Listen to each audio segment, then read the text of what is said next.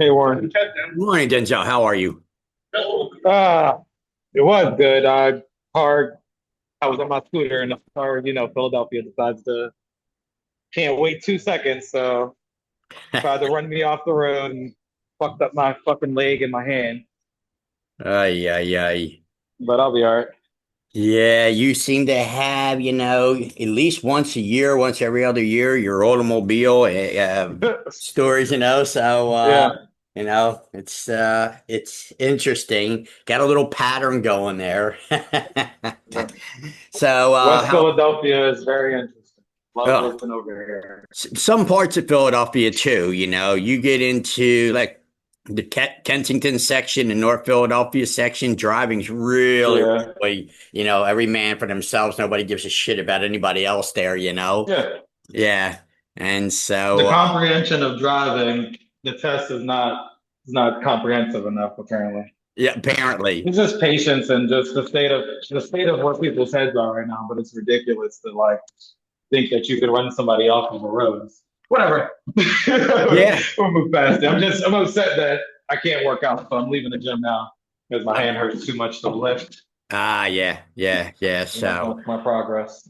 well, this is about par. This is why I really get to the point where these meetings, I figure maybe if I'll schedule them 2 and 3 weeks in advance, so everybody would know, maybe better showings.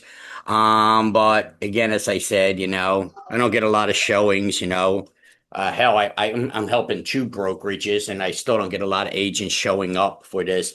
Never really liked this model. The model that you and I have, where I qualify the buyer and get them all cleaned up and then give them right to the agent. You know, that model seems to work. So I think I'm going to try to take this model to the next level and see how this one works out. But you and I beta testing this has been working out pretty good. How has Latasha, have you been able to make contact with her? No, I Interesting. didn't want to like call her too many times, but just from the attempts that made, so her when you call her phone, it does like a weird tone, and then it goes to voicemail. Text messages says delivered, no reply, and I CC'd you on the email yesterday just so you know. Yeah. But yeah, no response from her. I didn't want to do. I'll reach out to her again, find out what's going on. So, hello, Alyssa. How are you? Hey Warren, I'm good. How are you? Very, very good. Welcome aboard. Thanks. Right? Or we're talking, I'm talking with Denzel. Denzel is one of my seasoned real estate agents, and he's been around the longest. And we're just going over some of the clients that we're working with. And so, welcome aboard. It's your first time. I know we still have some work to do in your portal with your application. I'll talk to you about that a little later on how this city works and so forth. But there's going to be a fee. I sent you an email. Think I told you how to go through that portal and start doing the application. And let me see something here while we got you on the phone here. And let's open that up and see what we have. I was waiting for the background portion to come back to Okay. upload that in there. All right. And so they'll do that for you. And so, but that usually takes, sometimes instantly, sometimes 3 or 4 days. But we'll find out exactly what's going on there for you. And then let's do this. Let's do this. Go back door and let's get in there this way. All right. And then boom. Let's do this. But yeah. And then I can see on my end your application and tell you exactly where you are. But just the beginning process. Let's log in. And let's take a look and see where we are here. See if I have anything for you. Yeah, log in. There we go. All right. And then, Denzel, don't go anywhere. I want to talk to you. Hold on 1 second. Okay, yeah, so I don't have anything from the state yet on yours. So that means your application is still in process. Um, you know what? Let's do this. Hold on one second and then share my screen with you so that you can see this. So this is what you will be doing. Not sure if you already did it where it says apply for a new license. All right. And when you click on that apply for a new license, you'll have the real estate commission that you'll tag. It'll have over here another drop down window for license type, and you will be going with standard. So you're going to be going with salesperson standard for your real estate license, real estate salesperson standard. And that was in my information, the application, the directions that I gave you. And then it's going to ask you if you had a license in any other state in the last 5 years. I'm sure the answer is going to be no. Then we would hit next. And then you would have to confirm that everything you're saying is going to be true. Boom.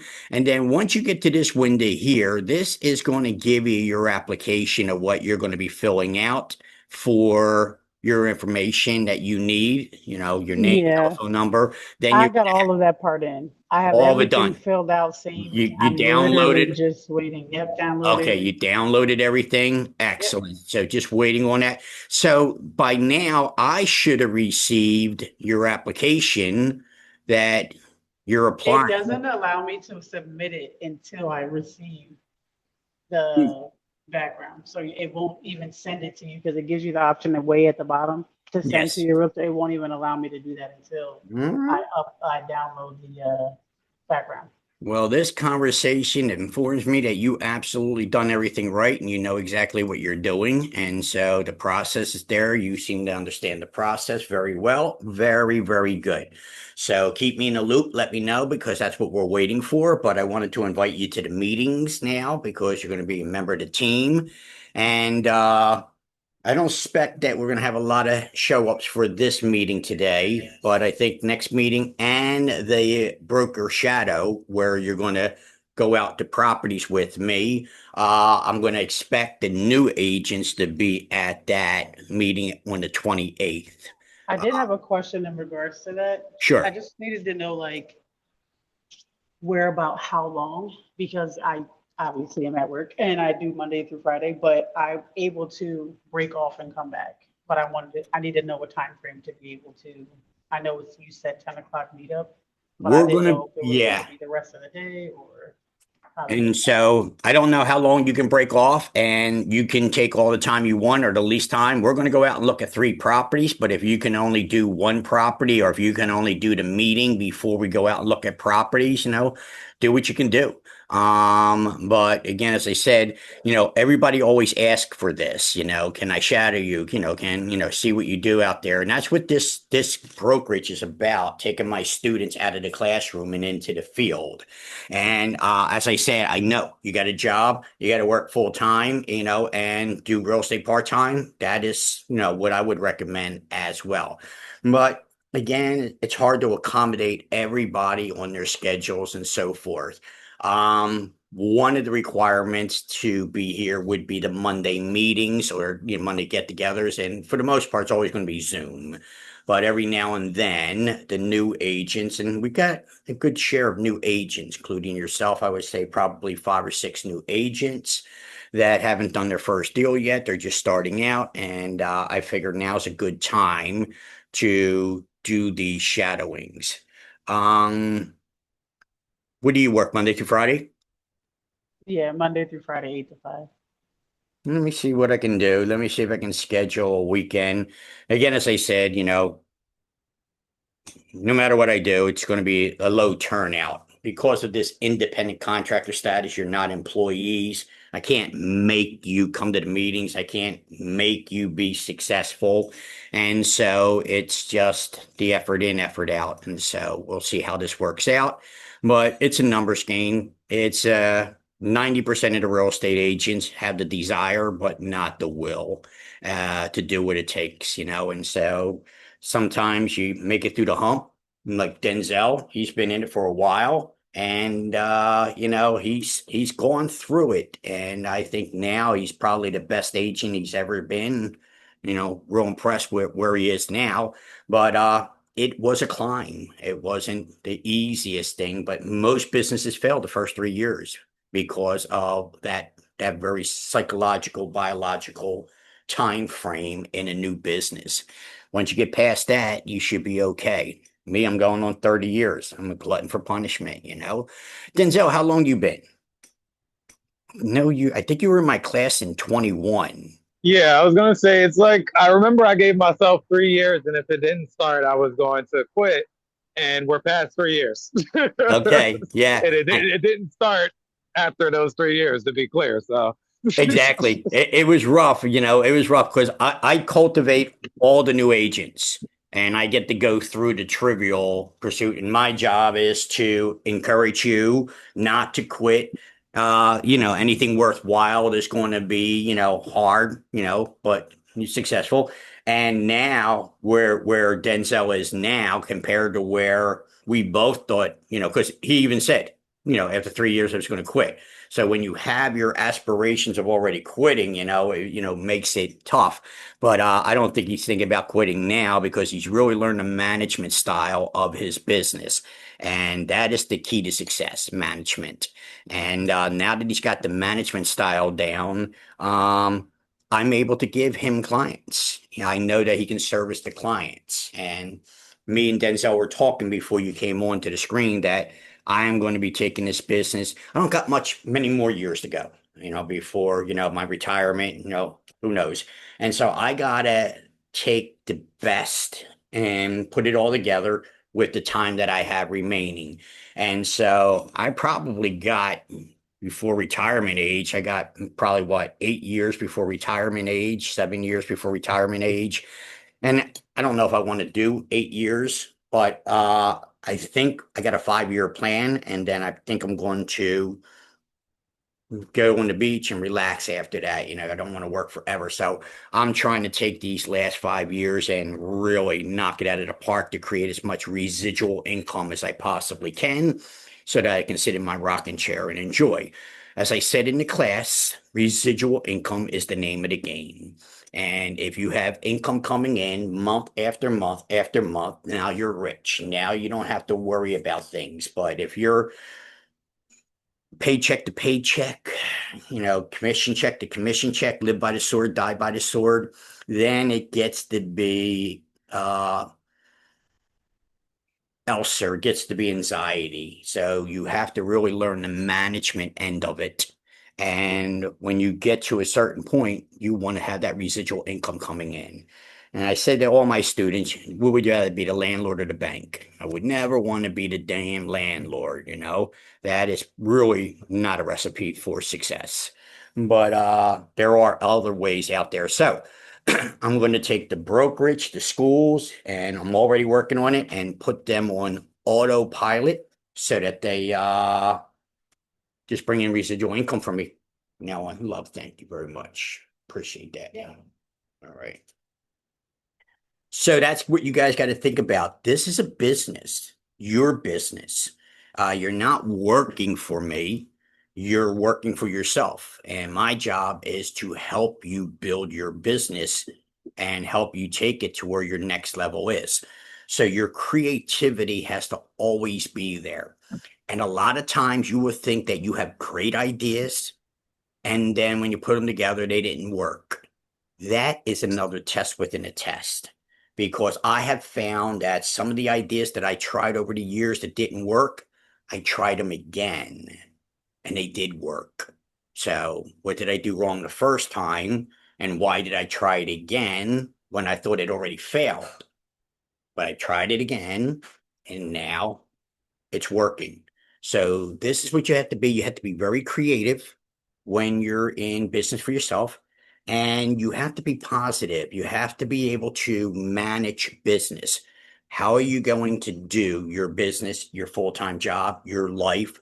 And that's what a lot of things where most people fail. They can't manage their day, their money, their life, their relationship. The whole game of success comes from management. And so Denzel really is at that next level now. He stepped over that threshold and now He's doing deals that most real estate agents could not do, and he's making it look easy. So, Denzel, why don't you introduce yourself? This is Alyssa. She came.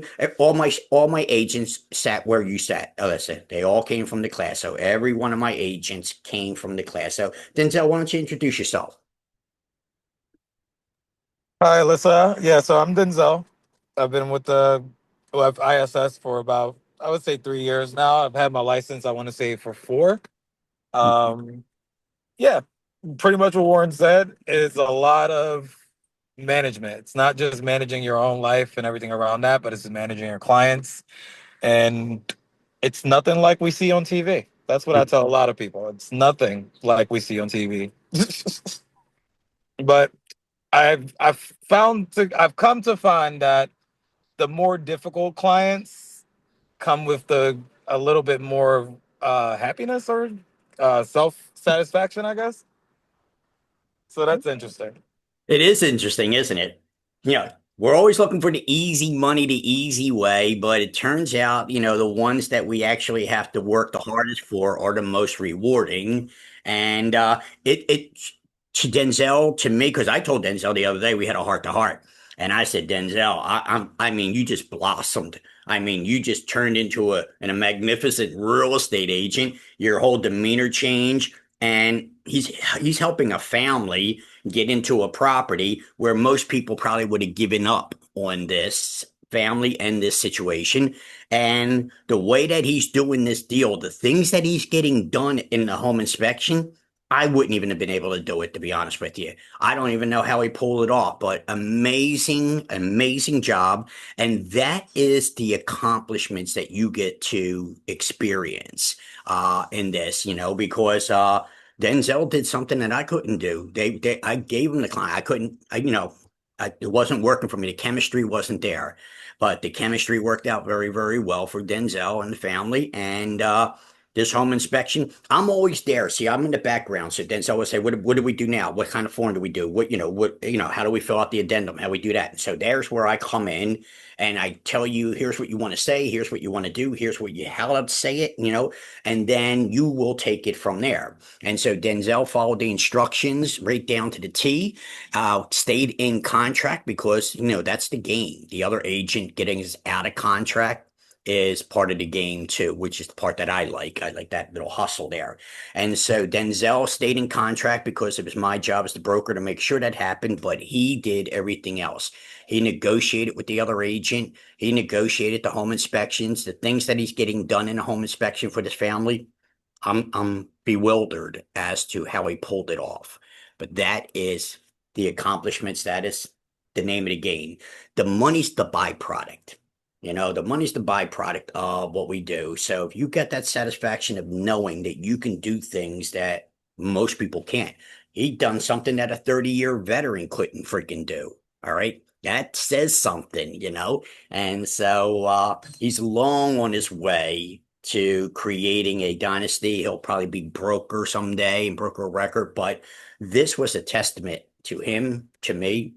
If he can handle this deal and do this deal, there's nothing he can't do. So I gave him another client. I said, I got another client for you. So she's losing her mojo, Denzel. She seemed a little depressed, when, I told her that I was going to, I couldn't, work with her. I'll be on the side. I could hear she was losing her mojo. I'll call her. I'll get her back into the swing of things, and then at least have her speak to you. At least talk to you. And that's the communication. That's the trick right there. Text and email, Alyssa, it doesn't really work. It has to have that conversation. People got to get to know you if it's the only way it's going to work. So Yeah, and like people, it is like what I'm starting to see is like people need to see you doing it. So not only closing deals, making those Facebook and Instagram posts, but sitting in it. Because most people know a real estate agent, but most people who know a real estate agent, they know they get out of real estate and within 1 to 3 years. So they don't want to risk it. They're scared. They have their own issues, and then they're like, maybe you're not good enough. I guess now that I've had my title longer, I'm having people message me and they're like, hey, this person's moving back to Philly. Can you help them? So as soon as I get this person contracted, I'll be telling Warren, hey, I got my fifth client in the past this summer. So it's just you have to put in the time and effort and resiliency. Like you have to know that it's not going to work out every day and keep going. It really is. He's got two of his clients. He's got two of my clients, Denzel, and he's going to have another client. This is your business.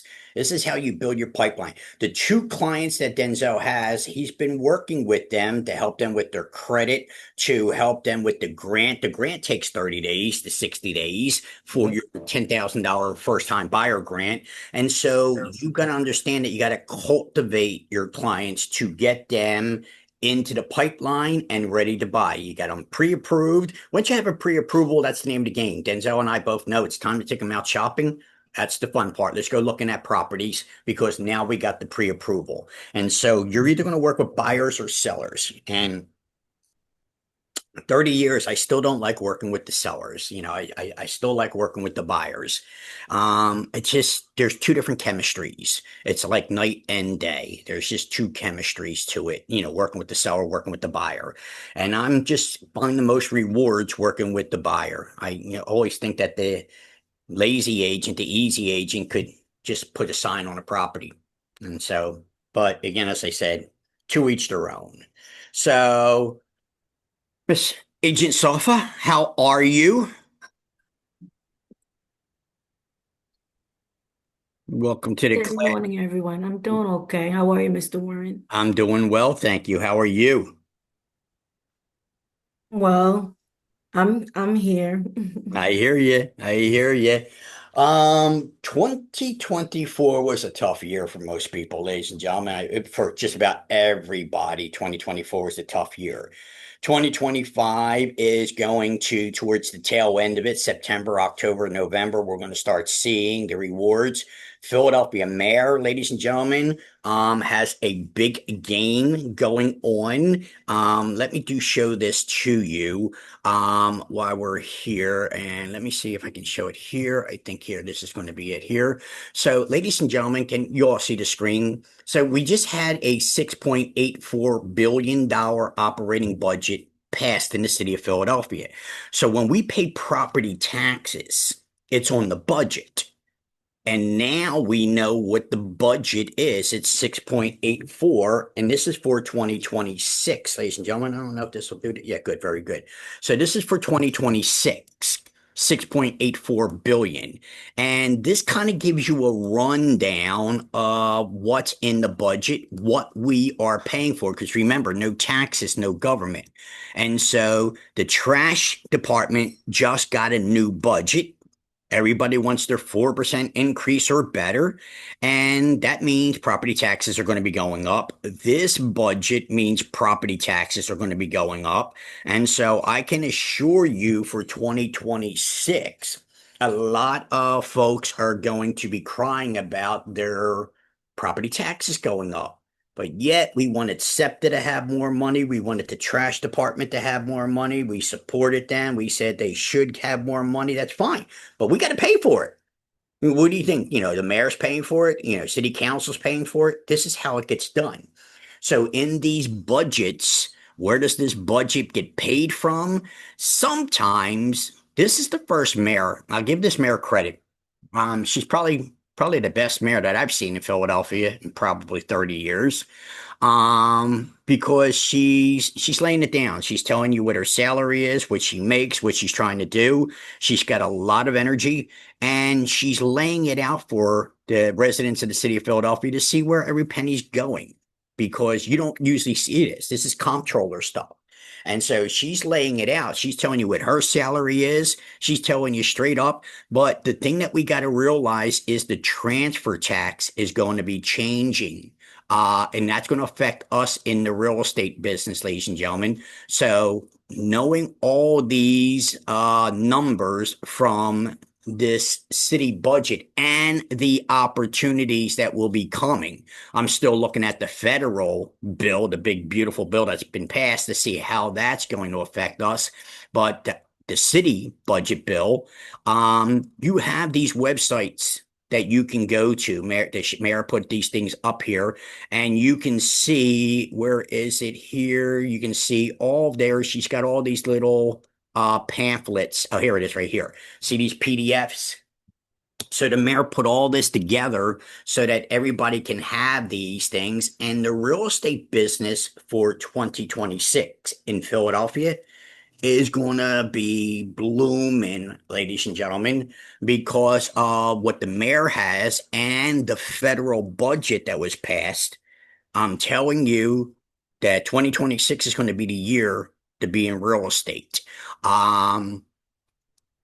So if you understand what's happening with the mayor's budget, and that the federal budget that just went through, you'll need to know. But there is something that I want you guys to see. The transfer tax is going up, and we got to change that for our numbers. And so when we do our numbers, here we go. So when we do our numbers, we need to understand this. These are all changes in the real estate arena. And here's what you need to know. Our transfer tax, 3.278, now going to 3.578. Again, as I said, these are not accurate numbers because these are one-sided numbers. 4.5% is the transfer tax, and each pays 2.75. Well, that's going to be going up, and we in the real estate business will have to know exactly what this increase is, because it went from 4.5% to maybe 4.75%. That's what this increase is. So it was 4.25%. It's probably going to be about 4.55%. So we got to understand that the transfer tax in our estimated numbers is going to change. And this also is in our estimated numbers. So when we do an estimated closing cost for the buyer and the seller, all these new numbers, if they're buying a property or selling a property in Philadelphia, are now going to come into play. And this is what I said in this business, ladies and gentlemen, government, whether you like them or don't like them, is going to affect your business. And in the real estate arena, we absolutely get affected. We got affected by not only a city budget, but a federal budget. And I'm still learning the federal budget and what got passed in the big, beautiful bill, as they call it. But again, as I said, it does have a lot to do with real estate. And it's my job as the broker to make sure that we understand how to do our new estimated closing costs, what the new fees will be. But what you do need to understand, ladies and gentlemen, is that there is a golden opportunity to work in the city of Philadelphia because of what the mayor is planning on doing with this 6.82 budget and property. And so I'll be sending you these things out to show you what's going to be happening in the real estate arena as it happens, because the city budget just got passed and the federal budget just got passed. The city budget was passed first, but it didn't go through because then we had contract disputes with the union. So SEPTA looks like they're going to get more money, and it looks like the School district? no, I don't know about the school district. I don't know about the school district. And you know what I don't know about? The zoning appeal board. I think the zoning appeal board, ladies and gentlemen, is going to change altogether under the mayor's new home program, that initiative to do 30,000 new homes, brand new homes. And she wants to take 13,500 existing homes and preserve them. So we got a really big expansion in the city of Philadelphia with the mayor's budget. And she's a go-getter. She seems to be putting this together. So I think the zoning board of appeal is going to be changing as we know it. I think this mayor might take the civic associations out of the game. She might change the zoning appeal board altogether, which it needs to be revamped anyway. It's an archived system. So I think that you guys are coming into the real estate arena at a very interesting time when we got city and federal budgets changing the game of real estate. And if you're not on top of it, if you don't understand what's happening, you're going to be left in the dust.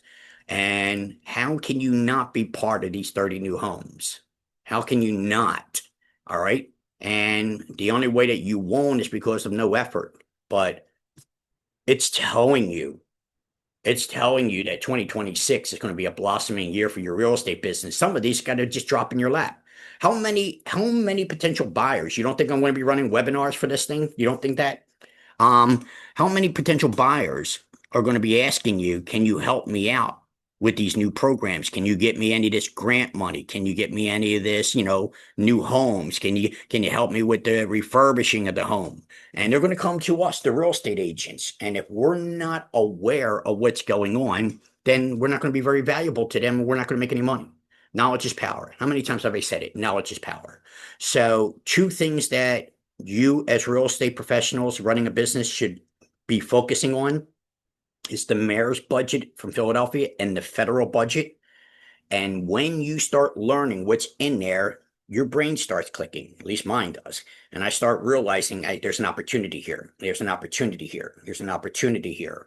And not only for me, I got to be as the broker, I got to make sure I got an opportunity for my agents as well, which is hence part of the reason that we do these meetings for those who show. So understand, ladies and gentlemen, that in the next couple weeks, I'll be deciphering these things. I'll show you what grants will be available. It's a new $15,000 grant. Only Wells Fargo is participating in it right now. But again, it's a $15,000 grant. It's a forgivable grant, and that's good, but it's run by the same organizations that run the Philly First $10,000 grant. So it really doesn't change. It just seems like there's only one bank and running it with it, Wells Fargo right now. I don't know how Wells Fargo is going to survive. I think Wells Fargo is going to go by the wayside. I think TD Bank might go by the wayside. I think the banking industry is going to be all computerized. You won't have a bank to go to soon. Everything will be online. And you better understand this, ladies and gentlemen. I'm an old head, and I'm ready to take two companies and convert them online. You know what? I'll give you a very good example. Yesterday, I was looking for a spark plug and a spark plug socket. I went to Freight. I went to 3 different auto parts stores. One, Pep Boys, is closed down. I didn't even know that. And I couldn't find my spark plug and my spark plug socket. So I went to Amazon, 4 spark plugs, $12, and my spark plug socket, ordered it. It just tells you, ladies and gentlemen, the commercial real estate is not really the way to go. I don't think so. I think a lot of banks are going to be closing up, shutting down a lot of banks, consolidating, and some of the banks are going to go by the wayside. TD Bank got hit with a big, see that they embezzle, they launder money, and it comes back to roost. Everything comes back to roost, ladies and gentlemen.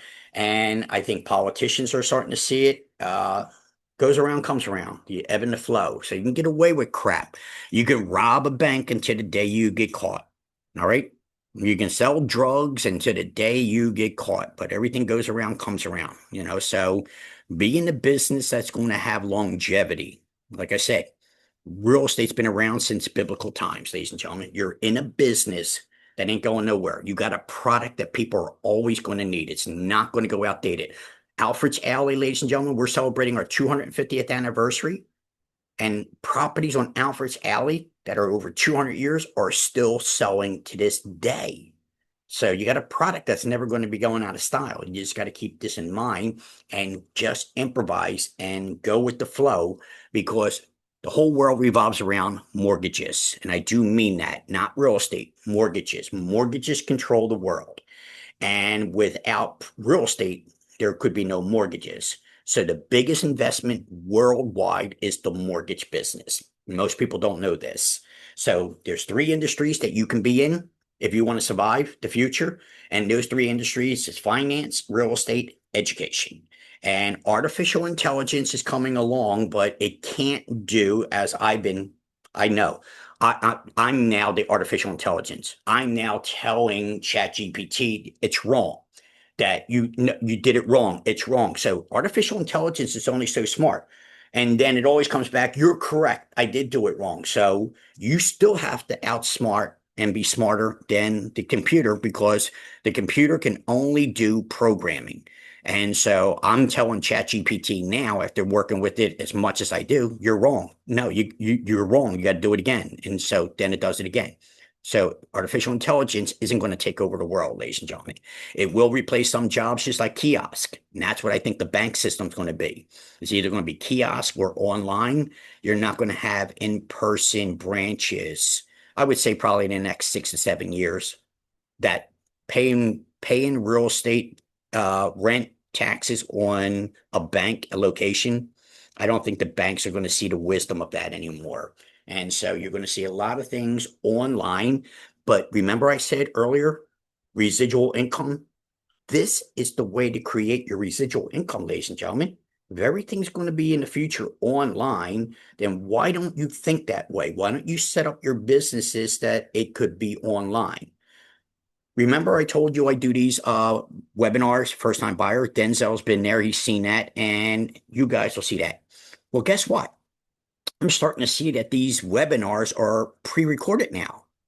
They're recorded. So now I do a live streaming webinar when the recorded webinars are coming along as the thing of the future. And so if you don't know these things and take advantage of them, because it doesn't last forever. We're in a fast market, in a fast world. Things are good for 3 to 7 years and then they're outdated. So you got to jump on it and can't wait anymore and say, well, I want to see how everybody else does and see if it works. It's outdated. You missed the boat. 3 to 7 years, everything's going that fast. And then it's outdated. It's old.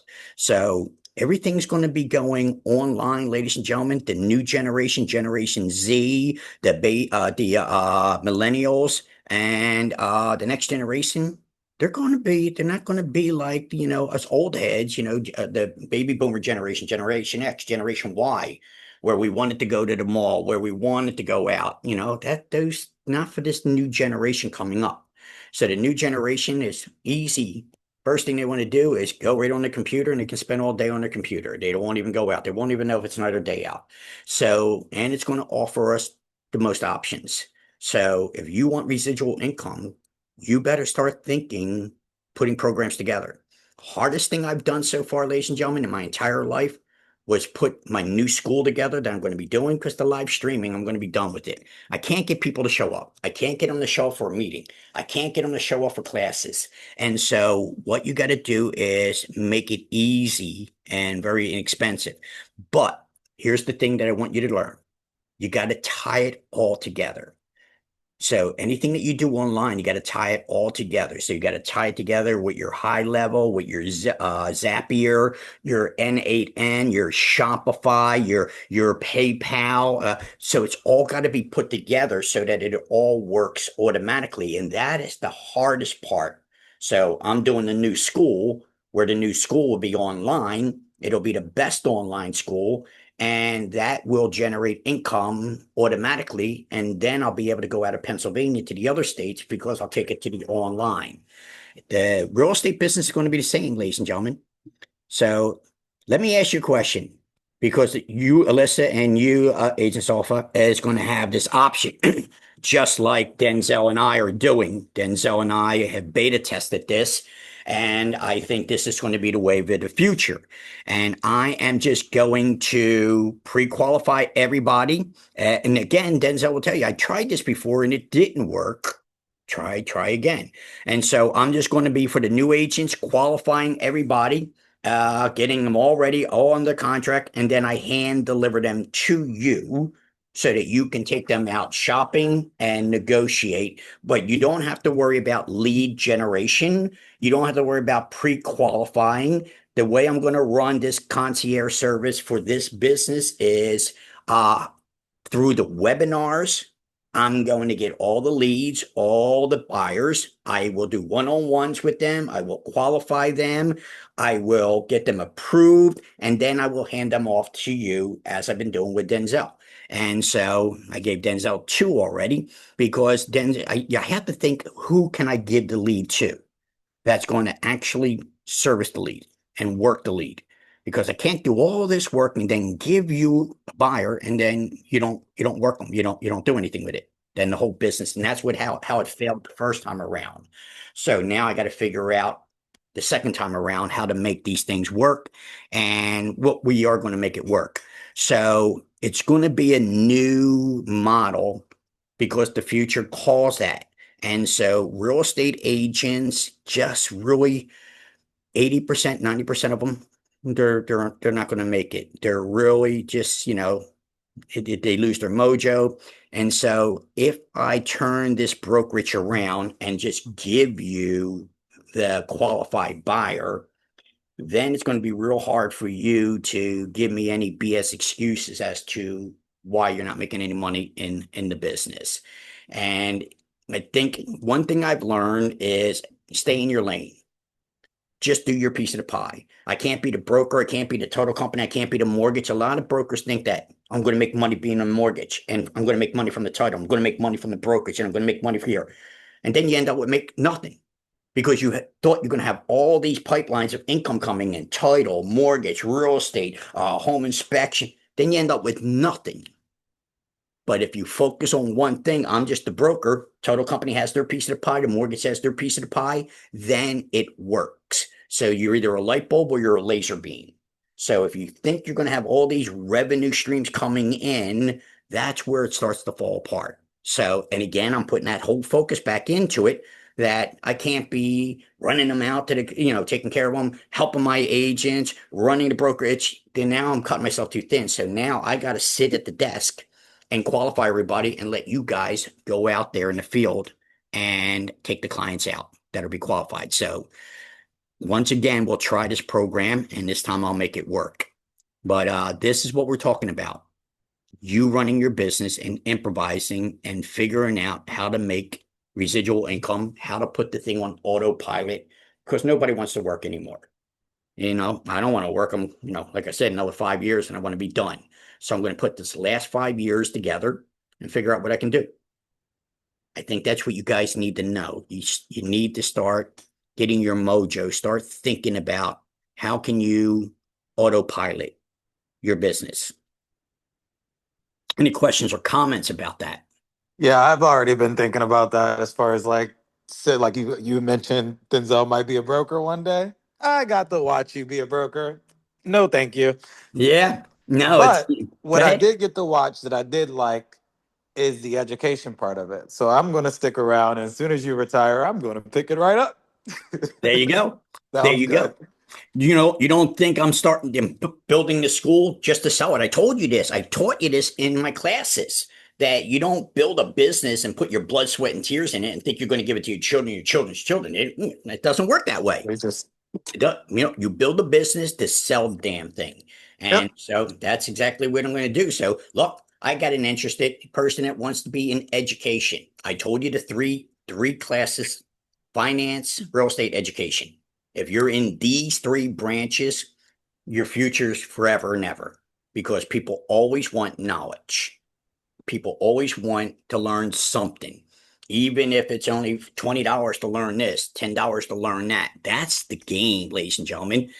$500 for a class doesn't work that much anymore. I can't get people to commit to educating themselves, to invest in themselves, but I can get people to fool for a get rich quick scheme every day of the year.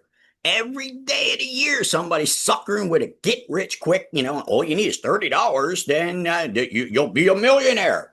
And people put out these chump change $30, $20, $40 all the damn time. And then they get this program that's going to make you a million, but you got to put it all together. It could take months to put it all together, and that's expensive to put it all together, not to mention patents and copyrights to really protect what you want to do. And then that was a waste of $30, but that is the game, ladies and gentlemen. Everybody's looking to get rich quick, and they're always looking for a shortcut in life. My job and my creativity is to take advantage of that and figure out how I can just change my marketing around that you still pay the $5.98, but it starts with a $30 investment, and one thing leads to another. So that is what you got to think, ladies and gentlemen, on everybody's trying to get rich quick. They're looking for a shortcut. How do you take advantage of it? That's the gift right there, because that's the future. Nobody wants to invest time or money. They just want it to happen overnight. It's the success of Wawa and 7-Eleven. It's exactly their thinking many, many years ago, that people didn't want to go to the supermarket and get all the groceries. They maybe just needed bread, or maybe they just needed milk. And so they just wanted to make a quick run and get a few items. That's where Wawa and 7-Eleven came along. Look how prosperous they are, ladies and gentlemen, because they took advantage of people's laziness or just wanting one or two things. I don't want to go spend $200 at the supermarket. I just need milk and bread. Same process, same premise. Nothing's changed. And so if you're not going internet, if you're not understanding the future, you're going to miss out on it. Now I gave you my agenda, ladies and gentlemen, for next week and the following week. What do we got here? 4 agents, well, including myself, 3 agents. Do you get to see what I'm talking about, ladies and gentlemen? Everybody came right out of the class, came right into brokerage. I want you as my broker. I want you to teach me. You're going to be the one. And yet, I got 3 agents. That's how it works. That is the numbers game, ladies and gentlemen. So you just have to understand how it is. Don't be disappointed. You just got to work within the structure. And so I learned that I can give you all kinds of lessons in this class right now. But as soon as the class is over, we go right back to our ordinary life, go right back to doing what we do, and don't apply a single thing that I gave you in the class, in the lesson. Should I be disappointed about it? You know, should I be disappointed that you asked me the same question again and again and again when I gave you the answer already? No, I just understand these things. You're going to need to understand it as well, because you're going to be working with clients. You're going to help your clients. You're going to tell them what to do, and they're not going to hear you. They're not going to do what you told them to do. You can't get mad at them and say, look, I freaking told you to do this. Why didn't you freaking do it? That doesn't work. You need to have the understanding that they're going to screw up. They're going to mess up. You can't be the emotional one. You have to be the logical one. They're going to be emotional, but you need to help them make decisions. And sometimes you need to help them do what they need to do. You got to call this company. You got to get the gas turned on. You got to, call the mortgage company. You got to do all these things and help your client do it. Go ahead, Denzel. Yeah, I was going to say, like, preempting their mistakes is the best way to go about the situation. To know that if they're supposed to go left and you told them to go left, know that they're going to go right and meet them there already. So when they get to that corner, you already can direct them the other way. That's a great analogy. If you tell them not to spend this, not to pay for that, right before it's time to go shopping, remind them that you cannot go and buy a new car today. And after they're excited about seeing the house, remind them again that they can't buy a car yet. Don't go shopping for new stuff. We didn't get the keys. These are like, it's funny things, and it's hilarious. Like, I talk about it all the time. Like, I'm gonna write a book about my real estate experience, but these are the things that will frustrate you as an agent. These are the things that will make you be like, oh, fuck it, cuss your client out. And now you're in a worse position. 100% true. I'm lucky to give you 30 years of experience, but Denzel's 3 years as an agent, and I told you he's blossomed. His first year or two, he was pretty much, okay, I'm done with him. I don't want to, and I had to keep encouraging him, that this is the game. This is how it's played. They're going to frustrate you. They're going to make you upset. Don't let them break you, And so somewhere along the line, it clicked. And now Denzel is like easygoing. He understands that you're going to mess up. And I love the metaphor he just used, that I said to go left, but I'm going to be at the right waiting for you because you're going to make the mistake, and I'll stop you from making the mistake. That is the successful real estate agent. The one who can manage their business will be the successful real estate agent. The one who can manage their clients and not get all emotionally distressed about it will be the successful real estate agent. And Denzel's far on his way. And see, he's already talking about writing a book and teaching, because this is a life experience being a real estate agent, ladies and gentlemen. You'll make a lot of money if you understand how to make a lot of money, but you'll definitely get a lot of experience. That's for sure out of the game. And so you get out of it what you get out of it. Most will quit. Most will find excuses as to why they can't be here at a meeting or why they can't do what they agreed to do in the contract when I brought you on. And the only freaking reason I started this damn brokerage was for the students who kept saying, we want to go with you after class, after 8 weeks, And so the only reason I started this brokerage was as a college to help my agents who were in my class. But life full of disappointments. And so you just got to learn to accept that, And so I can't force you to be successful. I can't do it. But I'm here to make it happen if you want to take me up on it. So next Monday, we got our meeting. And the following Monday, this way here, nobody can say, well, I didn't get the notice. I didn't get the email. I didn't have enough time, because again, like I said, we're good excuses. We're great at excuses. That's the one thing that we're good at, So I'm trying to, as Denzel says, be on the right to preempt it and see if I can get my agents here next week and the following week, and the new agents who just got the license got to be out there doing the 28th meeting. Did you stop doing the afternoon meetings? Because I know Robin was more successful at that just because of her job. Yeah.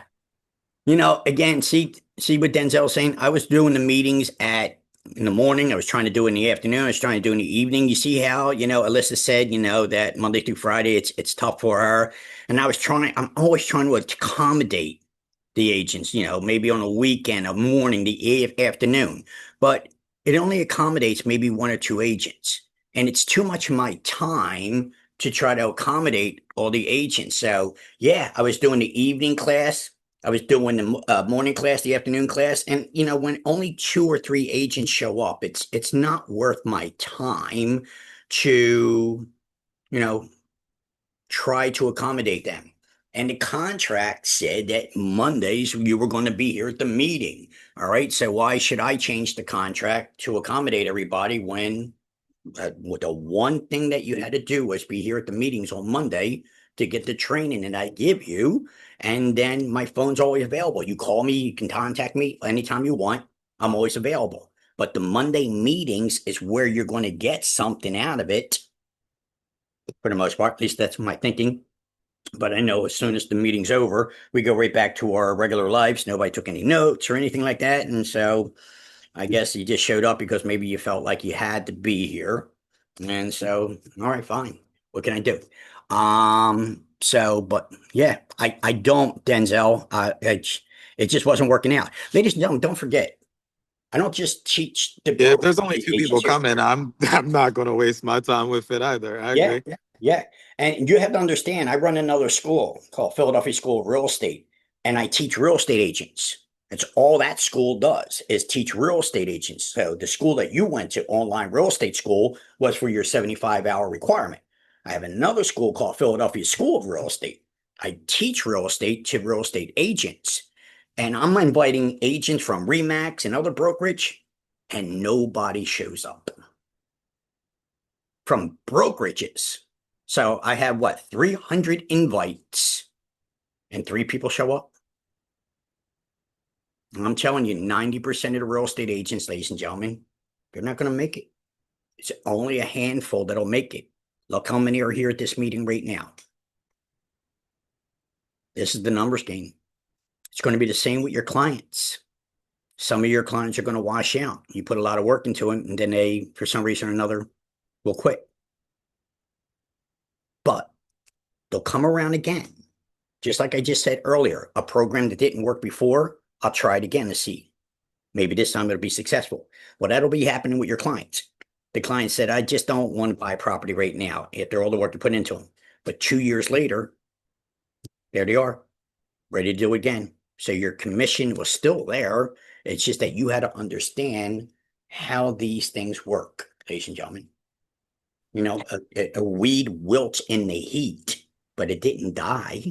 It's just wilting because of the heat. Give it some water and it'll come back. And so that is how I look at it. That, it's my pipeline. And as long as they're in my pipeline, I stay in contact with them. That's what me and Denzel does, ladies and gentlemen. We have a text program, an email program, real Mhm. simple text, just to keep in contact and get some reply from them. That is running a business. That is managing a business. Go ahead, Alexis. Question? Uh, Yes. I was gonna ask you just a general question pertaining to first-time home buyers. As a new real estate agent, would that be like a ideal target, or it wouldn't really matter as far as like going towards the sellers or the first-time home buyers? No, if you're going to be a laser instead of a light bulb, you would want to target first-time home buyers. As a matter of fact, this is what I do with all my agents. I start you all off with first-time home buyers. Working with a first-time home buyers, brand new agent is an absolute good trend to do. I thoroughly recommend. I'm 30 years in the business. I still work with first-time home buyers, ladies and gentlemen. Right. They're the most gratifying clients. They're the ones I like to help. They're the ones that give me the greatest achievement. And I would absolutely stay focused on first time buyers because the way this program is going to work, I'm going to be handing you first time buyers. And so that's my whole program. Every day somebody turns 18 years of age. There's always going to be new home buyers coming around. Every day there's a 20-year-old turning 20. So it's not like they don't make children or young adults anymore. Every day somebody's be turning 20 years old. Thousands and thousands of people are turning 20 today. Today's their birthday. Tomorrow somebody's going to be turning 20. The next day somebody's going to be turning 20. First time home buyers is the way to go. But today's first time home buyers are going to be on some kind of a social media, TikTok. Facebook is the older OGs, so you got to figure out what social media. Is it Instagram? Is it TikTok? Where is your first time buyers, your audience? They're in the apartments. Get them Right. while they're in the apartments. Now you can focus on your demographics and stay focused on one thing. But if you want to work with buyers and sellers and investors and so forth, you're cutting yourself too thin. It's not going to work. It's not the right management. Yes, Alexis, 100%, 1,000%. I would focus on first time buyers. As a matter of Oh, fact, that's my model for you. okay. And I also I've been working on my flyer. It's been a little few tweaks I had to touch up, so I wanted to email you that probably by the end of tonight, or by the end of tomorrow, because I'm gonna run it over, make sure everything is straight. But everything's done, so I just gotta start. I wanted to start putting my cards and flyers up around the city, the old fashioned way. And there's nothing wrong with the old fashioned way. The old fashioned way still works, Mm-hmm. proven successful. I still believe in direct mail, you know, Yep. but, again, I'm old school. Could you imagine doing what I used to do, knocking on a door for 8 hours a day till your knuckles would raw? Could you imagine that? Could you Mm-hmm. imagine making 1,000 phone calls every week? No, those days are over. You can't Yeah. really, yeah. Go ahead, Denzel. As a new agent, I would recommend you like so some things I listened to Warren. I did door to door for 3 years on my own doing with Verizon Fios. I went all over the country. So I had my own cockiness and ego when it came down to how to market and do this. So I listened to Warren on some things and some things I didn't listen to Warren on. What I would say as a new agent, if you want to be successful, in my friends are like in the post office, so like I can give them flyers and be like, hey, put them out, yeah, and they'll do them here and there, and that's not allowed, but I can't really check them on it, and it is done how they choose to do it. Right. And with Warren, you're doing it the legal way. It has to be done, you're paying for it, but these people are seeing it. So like, did one or two contact me here and there? Yes, but you'll have way more success if you just invest in your business, pay for direct mail, not use the effort and the money into putting up flyers, because I did all that stuff.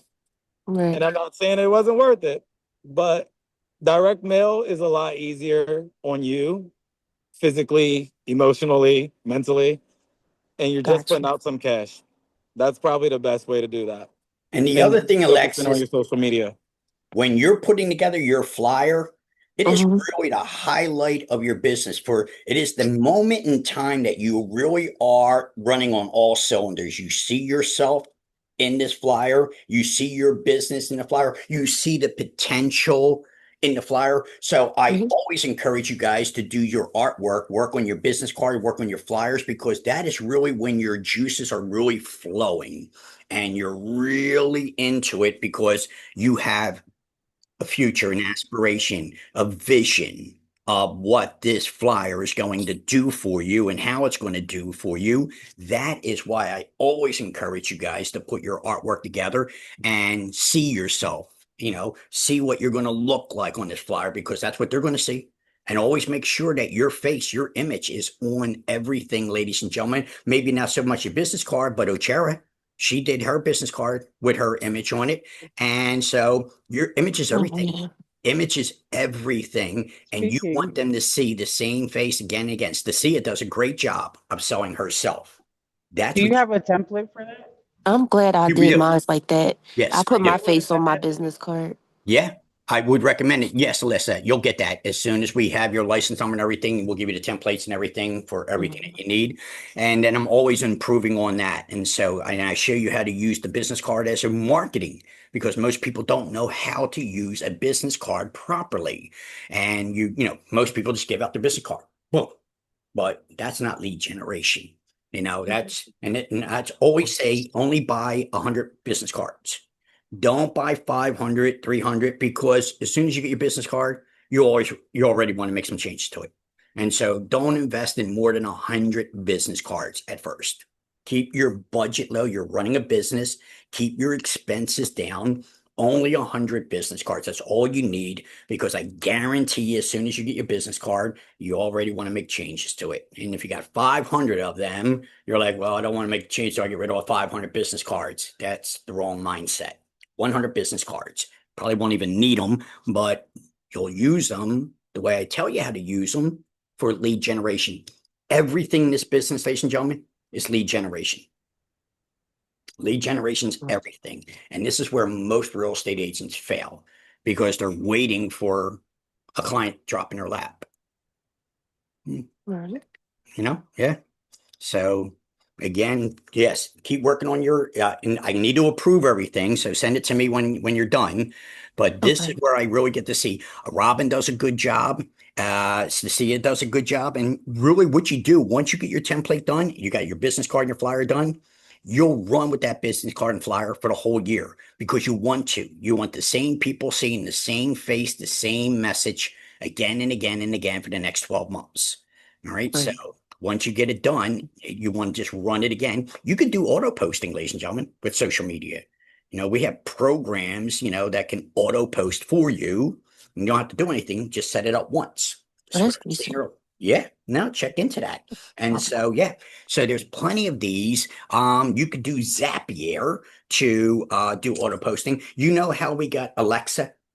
Mm. Alexa, play that. Well, ladies and gentlemen, that is really the future because everything is automation today.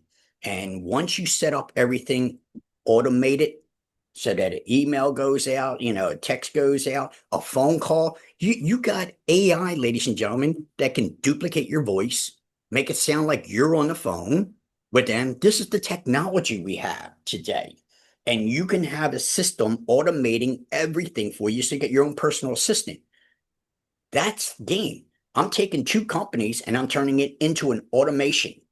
That's where your residual income is going to be coming in, ladies and gentlemen. Giving away all the secrets already, but it's not going to last long. I told you 3 to 7 years. That's everything, has its time frame, and then it's old news, just like Facebook is old news. All right. And so, it's old school. So it doesn't last long. You better jump on that bandwagon. So we talked about the Philadelphia budget, the federal budget. If you don't understand what there's money out there in Philadelphia. There's grants now with the new mayor. And you got to understand these things. You got to just really stay on top of it. So, Alexa, work on that flyer. I want to see the flyer because this is the real time that my real estate agents are the best of the best. They're most creative when they Right. are working on flyers and business cards. And I work at an airport hotel, so I'll be trying to find ways without making it kind of illegal at my job, because you know how some jobs they don't like you selling your business out at Yes, certain properties. this is called a conflict of interest or a non-compete clause that you Yes. might have in your employment contract. So be careful about that. As Okay. Denzel said, I will never have you guys do anything illegal or slim shady. There's no reason to do that. So Mm. be careful, because Denzel knows he worked for the banks for a long time, that there's a non-compete clause. You can't work for the bank and use your real estate license. And so Mm. be Okay. careful. Read your employment contract and make sure they don't like nepotism. They don't like, eloping and stuff like that. They don't want competition. They don't want you taking their proprietary information. What bank does she work for? What bank do you work for? Now I work at an airport hotel, Uh, the Delta Hotel. hmm. And listen, Airbnb in the hotel industry, it's a direct conflict, a Right. direct conflict. And Mhm. so Airbnbs are not legal, ladies and gentlemen. You know what? You know what? Can I show you this while we're talking about Airbnbs? It's perfect timing. You want to get Airbnbs, ladies and gentlemen? Look at this. You guys can see this. Look, this is just some. First of all, forget about it. In Philadelphia, it's the hotel industry. This is why I just said it's a conflict. You got to be thinking your hotel. The only way to do an Airbnb in Philadelphia is if it's zoned hotel. That's the only way it's going to be. But look what you need to run Airbnb in Philadelphia.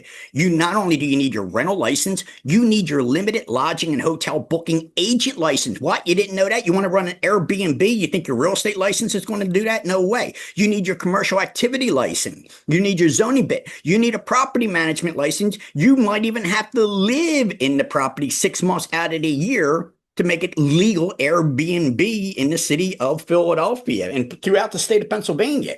Only right now, like Scranton, the Poconos, they're more favorable to the Airbnb. So that means their municipalities will allow more things than the municipality of Philadelphia will. All right. So the municipality of Philadelphia is not in favor of these Airbnbs. So maybe if you go up to Scranton, maybe if you go up to the Poconos, you can do that. They're more inclined to let you do it. But you got your Airbnb taxes that you have to pay on the property. All right.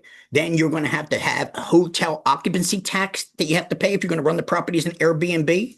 Then you're going to have local sales tax for all the rent, all the money you collect. You got to pay a sales tax, 1% on that. Then the city has an 8.5% city tax on these Airbnbs. Oh, you didn't know that? All right. So this is my job, ladies and gentlemen, to let you know what you can and can't do. Get Yeah, Airbnb. nobody's paying that. So every I Airbnb in was about to Philadelphia is illegal. say. I was about to Everyone. say that. Yep. Literally. You don't know. There's no You know, way. now, these are your license. These are the laws here, ladies and gentlemen. So you got your Pennsylvania short-term rental law that you have to pass. You got to have your Airbnb regulations in Pennsylvania. That's a law that you got to know. Short-term rental laws, Pennsylvania Airbnb. So it goes on. Pennsylvania vacation rental laws, short-term rental permits. Knowledge is power. And so, ladies and gentlemen, and then landlord insurance. What? Didn't know about that? Airbnb host legal obligation. You even know what an Airbnb is, ladies and gentlemen? It's a bed and breakfast.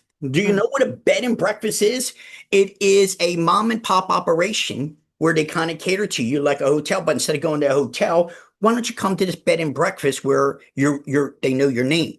They have your breakfast in the morning. They cater to you. That's called the bed and breakfast. This Airbnb, you know where it came about? The Pope. Religion, the Pope. One day the Pope came to Philadelphia. I don't know what, 25 years ago, something like that. And because so many people follow the Pope around, when he came to Philadelphia, people decided to rent their house out to all these people because the hotels were filled. There was not a hotel that you could follow. They were all booked. And people were like, putting ads out, can we stay with you? And so somebody got the idea of, I'll rent my house to you for 3 or 4 days while the Pope is in town. And a lot of people did this. A lot of people, their houses were trashed after this. These are religious following the Pope around, and they trashed these properties, ladies and gentlemen. And when you turned it into their homeowner's insurance, the homeowner's insurance goes, nope, we ain't paying it. You were operating the property illegally. You were operating it as an Airbnb. One genius rented 12 houses out during the Pope's visit, and 8 of them were trashed. by these religious followers. So it's a world we live in. So you better understand. You want to do Airbnb? Don't. Not under this license, not under my brokerage, ladies and gentlemen. I find out you're doing Airbnbs after I told you that you don't qualify. The property has to be zoned hotel. You want to do Airbnbs, do it with another broker. Not here. They are not legal in Philadelphia in any stretch of the imagination. Harrisburg or Pittsburgh. Like I said, the only place that you can really do the Airbnbs, maybe Scranton, maybe the Poconos, maybe those municipalities are a little bit kinder, a little bit. But you better understand, you can't afford to do an Airbnb. You can't afford it. Not to mention that your property better have the right insurance on it, or if they do any damage to the property, you ain't getting paid anyway. What happens if somebody gets hurt or dies while you're renting it out as an Airbnb? And God forbid your lease says Airbnb on it. You're screwed, man. You're screwed. And Philadelphia, for the most part, says even if we allow you to do Airbnb, you might have to live in that property 6 months out of the year. You don't qualify anyway. You better understand these things, ladies and gentlemen. You come see me, you let me know what you want to do, but don't think you could do just what you want to do. And don't be falling for all the bullshit you see on TikTok and YouTube and all this other shit, man. I mean, that's mush for the brain. All right. Oh, you can start your own company and get credit with the company. You can, get all these credit cards. You can do an LLC and then put in a trust and then get a whole life insurance policy. That is Rockefeller stuff. They all want to be the Rockefellers, the Morgans, the Freemans, the Bilderbergs. That they're listening to how the Rockefellers did it, and they pretend that you can do it and they can do it. And you can't, it doesn't work that way, ladies and gentlemen. There was a time you could piggyback off a credit. Let's say that Alyssa's going to get credit and her parents have great credit. They could name Alyssa on their credit cards, and Alyssa could piggyback off of mom and dad's credit and have instant credit. Those days are over, ladies and gentlemen, because the industry, the financial institutions understand how people are always trying to milk the system. So I can tell you right now, all that shit that I just talked about, run a trust, run an LLC, start a business, get this number, get your DAO number, get all this, and then you go to the bank and they can't turn you down. Get the hell out of here. Come on, stop.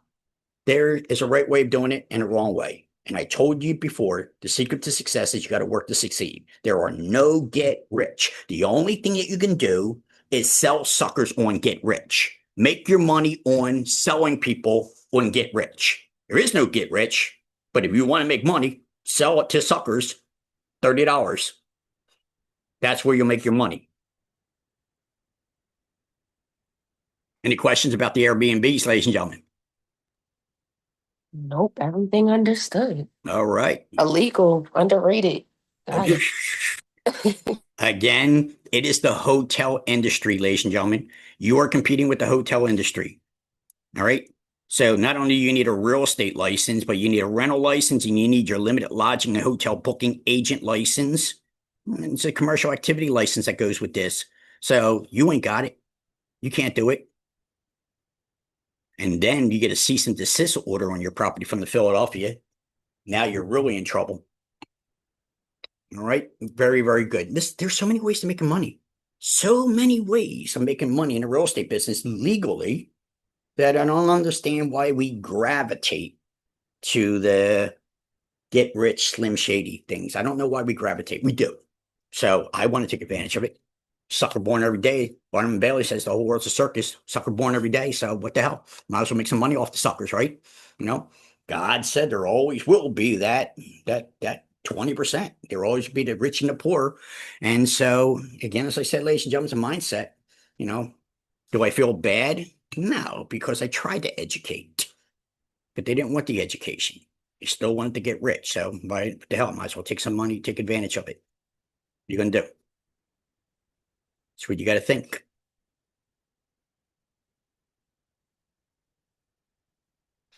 Questions, comments, ladies and gentlemen? Your business.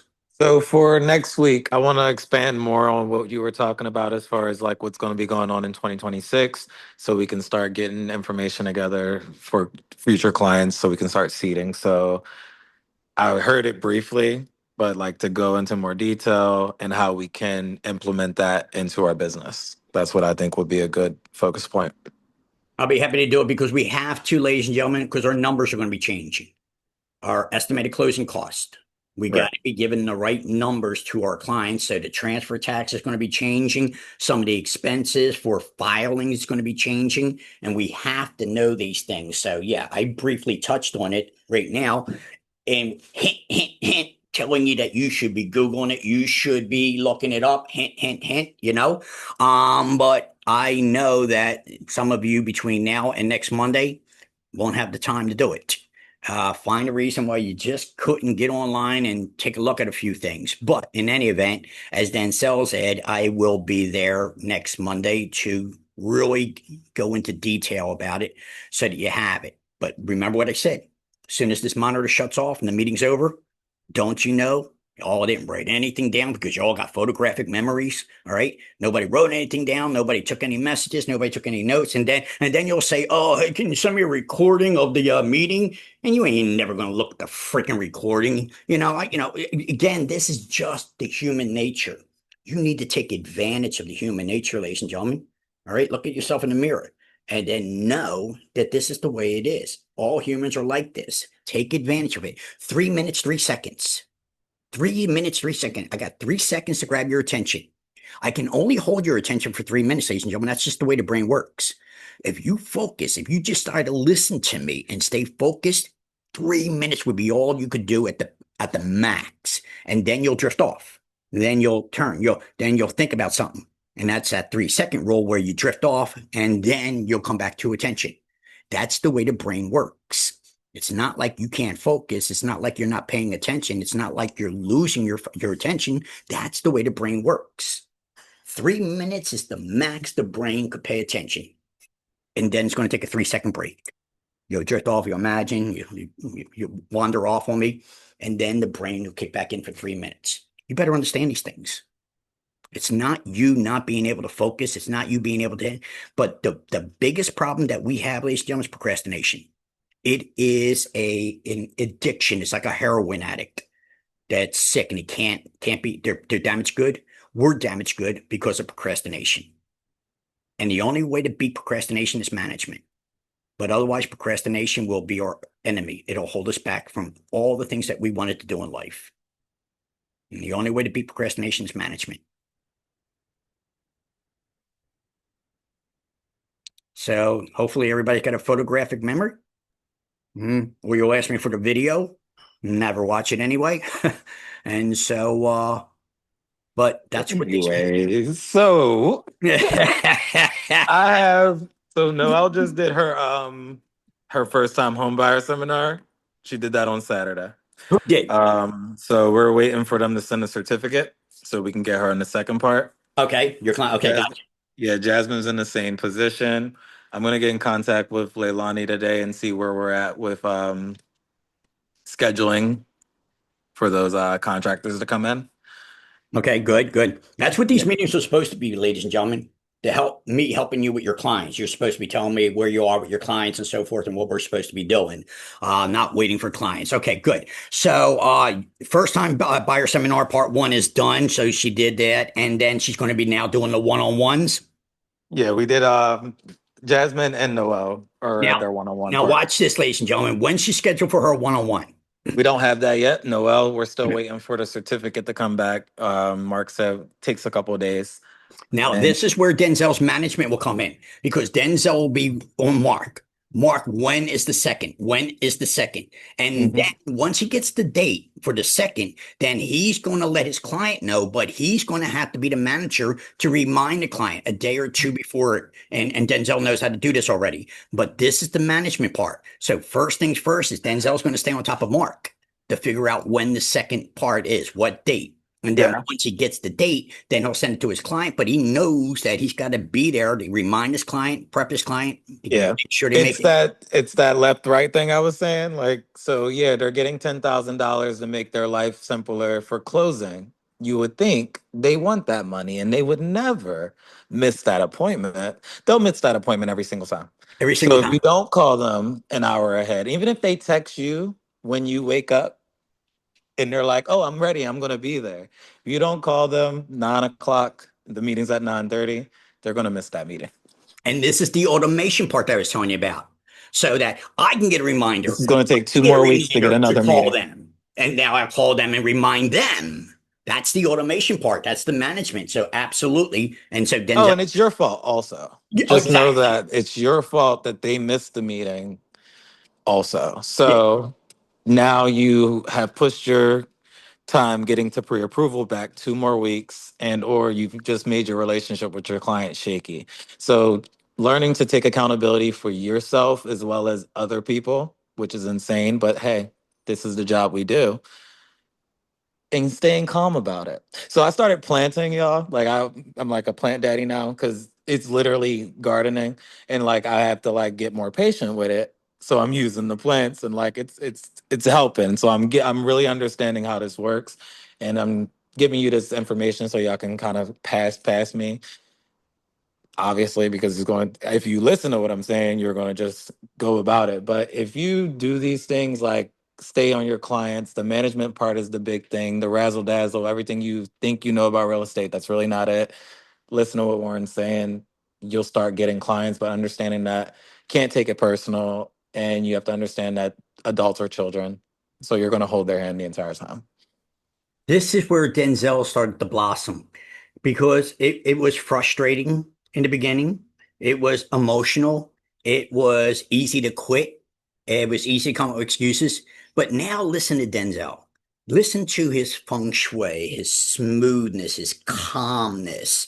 And that is where I enjoy what I do, watching a young agent come into their own, because most of them won't. And so it's disappointing. But when it happens, it's like it's a blossom. And I can almost hear the mirror reflection. I can see where Denzel's going. He can already see that he's going to be teaching others because he's got the life lessons. Without the life lessons, you can't teach. You got to go through the up and the down, the hell and the glory, in order to share the life lessons. And now I listen to him. He's got a business running. He's smooth. He's calm, and he just blossomed into a real estate agent that is really in control of his business now, which is, for me, I couldn't be more proud. Denzel, extremely proud. I did not think Denzel was going to make it. I mean, if there was ever somebody that was really headstrong and emotion, and really get pissed off real easy, it was Denzel in the beginning. But now it's night and day, man. I mean, he's just like feng shui. He's just like calm. He's got it all down. He picked up on the management end. That was the secret to success. And now, phew, he's flowing, man. He's I flowing. appreciate that. I'm still stressed out all the time, y'all. But at the same time, yeah, it's literally just finding like your piece at like, is this what you want to do? If it's not what you want to do, that's fine. You didn't fail anything. You got your license. You did a good thing. But like, if you want to do it, you're going to have to put in the work to do it. It's not going to come easy. And it's no contingencies. Everything is good. We'll meet you at closing. That's not going to happen. So get ready to get your hands dirty. Understand that we live in Philadelphia, so it's really raw. Like so, it's we're dealing with a lot. So you have to be ready to deal with it. It does get templated though. For the most part, you got templates. It's case by case. Each one is different, but at least you always have a template to work from after you done a couple deals and you did this. So you know exactly what the first thing is. See how Denzel says that he's got his clients going through the grant to get their $10,000. That's a template. Then the pre-approval, that's a template. Then taking them out to see property. So it will be a repeat. You'll be doing the same thing again and again and again, but at least you have the template to work from. And Denzel had to motivate them to do these things. Yeah, like getting your clients to get you the information are going to make it like this is a lot of work to do. And you can't make them get the information. And honestly, if your clients are like making a big deal about getting you paperwork, they're going to lose it at DocuSigns and actually having to make decisions. So you don't have a strong client anyway. You want to start either making this person stronger by pushing them on their own, hey, not really putting you on the back burner, but when you're ready to buy a house, I'm here to help you. I need this information. I'm not going to put too much energy into this right now. You're not responding. You have to know when you have to put your energy in other places, who's a strong client, who's just talking. Like Warren said, some weeds gotta dry out for a little bit and been rewatered. I really have a client that I've had for 2 years now, but we're back on again. And I'm like, hey, if we get you to closing, that's a better story at the end. I'm glad that you chose me after the 2 years.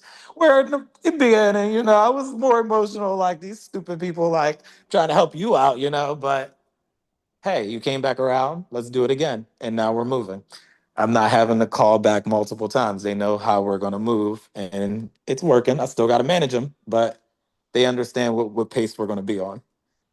And that's the management game. Just like you said, he had these clients 2 years ago and they weren't ready. It wasn't their time. But he stayed on top of them and encouraged them and knew how to speak to them the second time around. Like I said, many times I'll put together a program and it fails. And I was like, well, I tried that, didn't work. Now you try it again. And you tried again. And so now he went back to those clients again. And now this time around, he knew how to talk to them differently than the first time around and got them to work. I always say the two template models that I always work with, ladies and gentlemen. The first one is, how can I help you? That's, everybody knows me in the real estate business. That's all you got to say. Those are the magic words. How can I help you? That is your first template. How can I help you? Use that.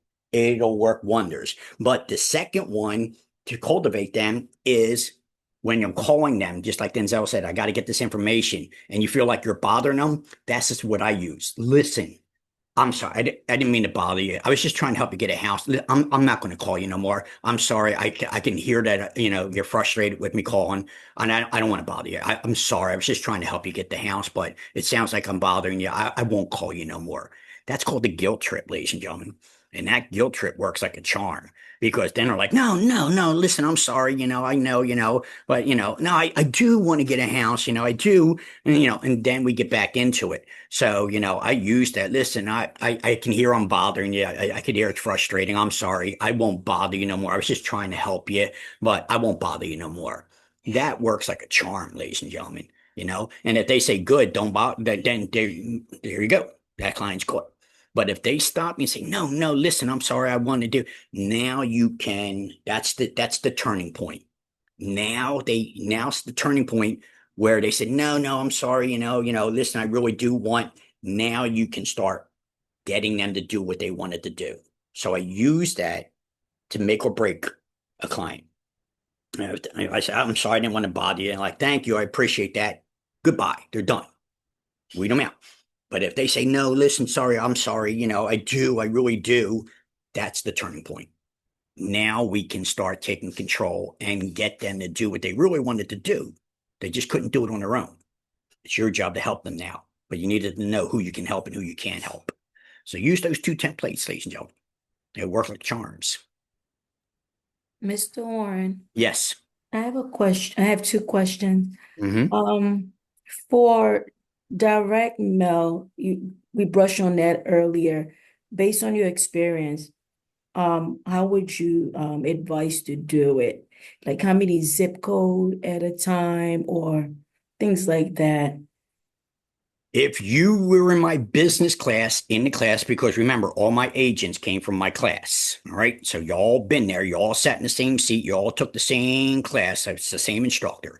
And I told you 100 flyers to the same 100 properties for the next 12 months. So first of all, it's only 100 flyers. That's all you need. You need 1,200 flyers for the whole year, because the flyers are going to say the same thing. I told you, you want them to say the same thing. You want to see your face. So the way to do this is properly is, first things first. Let me do this for you. And let me just show you something here to answer your question, because it's an excellent question. And I want you to stay within your budget, because when you talk about how many zip codes, you're talking about passing out thousands of flyers. That's not the correct way of doing it. That's where you go broke. And that's where a lot of agents will do it. They'll put out 5,000 flyers. They got no phone calls, and they'll say, this didn't work. I tried it. It didn't work, because you didn't know what the hell you were doing. Mhm. The hell are you sending out 5,000 flyers for? Do you not understand how to do these things? And they don't. the truth be told, they don't. And so I gave you my mentor class, the business class, but here's what I want you to see again, and we'll do this again so that you see this. And let's start right here. First things first. And let's go right here. This is going to be in a new window. Let's open up a new window here and then close this here and then share my screen with you. And so first things first, how do you get these flyers in the door? You're going to use the Postal Service, the every door delivery. It's only going to cost 24 cents for each of your flyer, and you're only passing out 100 flyers. So that's $24 a month. All right. So you already got our budget. 100 flyers to the same property Okay. every month. And I use this analogy. I want you to know it. If you plant a seed in the dirt, Mhm. does it grow to be a beanstalk the next day? Is it a beautiful No. plant the next day? How long does it take that seed before it even starts to break the dirt? 3 weeks, maybe, for a seed. It depends on what you're growing. And then maybe a couple weeks later, it's got 1 leaf or 2 leaves. And then maybe a couple weeks later, it's growing up. It's starting to look like a nice plant. And then you just keep cultivating it. At the end of the year, it's a beautiful bush. It's a beautiful tree. But if you don't water that plant for 1 month, what do you think is going to happen to that plant? It gonna will die. die. Starts to die. This is your marketing. If you market the same property month after month for 12 months, you're setting the seed, you're growing in their brain. But if you miss 1 month of your marketing, the plant died, you got to start all over again. The seed that you were planting in their head, it's gone if you miss 1 month. So you need to understand you do 100 flyers every month for this 12 months, and you'll own them. They'll be yours. They'll know your face. They'll know your flyer. It's the same flyer. So don't use dates. Don't use income tax return, because that's no good after income tax return. That flyer is no good to you. So the flyer that you're going to create is going to be a flyer that's going to work for the whole year. They're going to see your face month after month after month. They're going to see your message month after month after month. This is how direct mail works. But if you just send out 5,000 flyers and think, oh, wow, I'm going to call, you're not going to get any calls. Just like you put the seed in the dirt and it didn't grow to a plant the next day. And so you might even think that the plant didn't work. You might think the seed died until you give up on it, and 3 or 4 weeks later, boom, you'd start noticing something coming out of the dirt. Oh, it is still there. I didn't think it worked. Your first month, your second month of passing out these flyers, don't expect anything, ladies and gentlemen. Don't expect any calls. Doesn't work that way. Just like the seed in the dirt doesn't grow into the plant the next day. Your first 2 months of passing out the flyers, don't expect it. This is why agents go out and pass out 5,000 flyers and they get no calls. Of course, the seed didn't break the dirt yet. This is it. You're planting a seed in their head. We call it farming in the real estate business. Why the hell do you think we call it farming in the real estate business? All right. So the third month, now that Alexis flyers are going out, she might actually get 1 call. See how it's starting to break the dirt now? All right.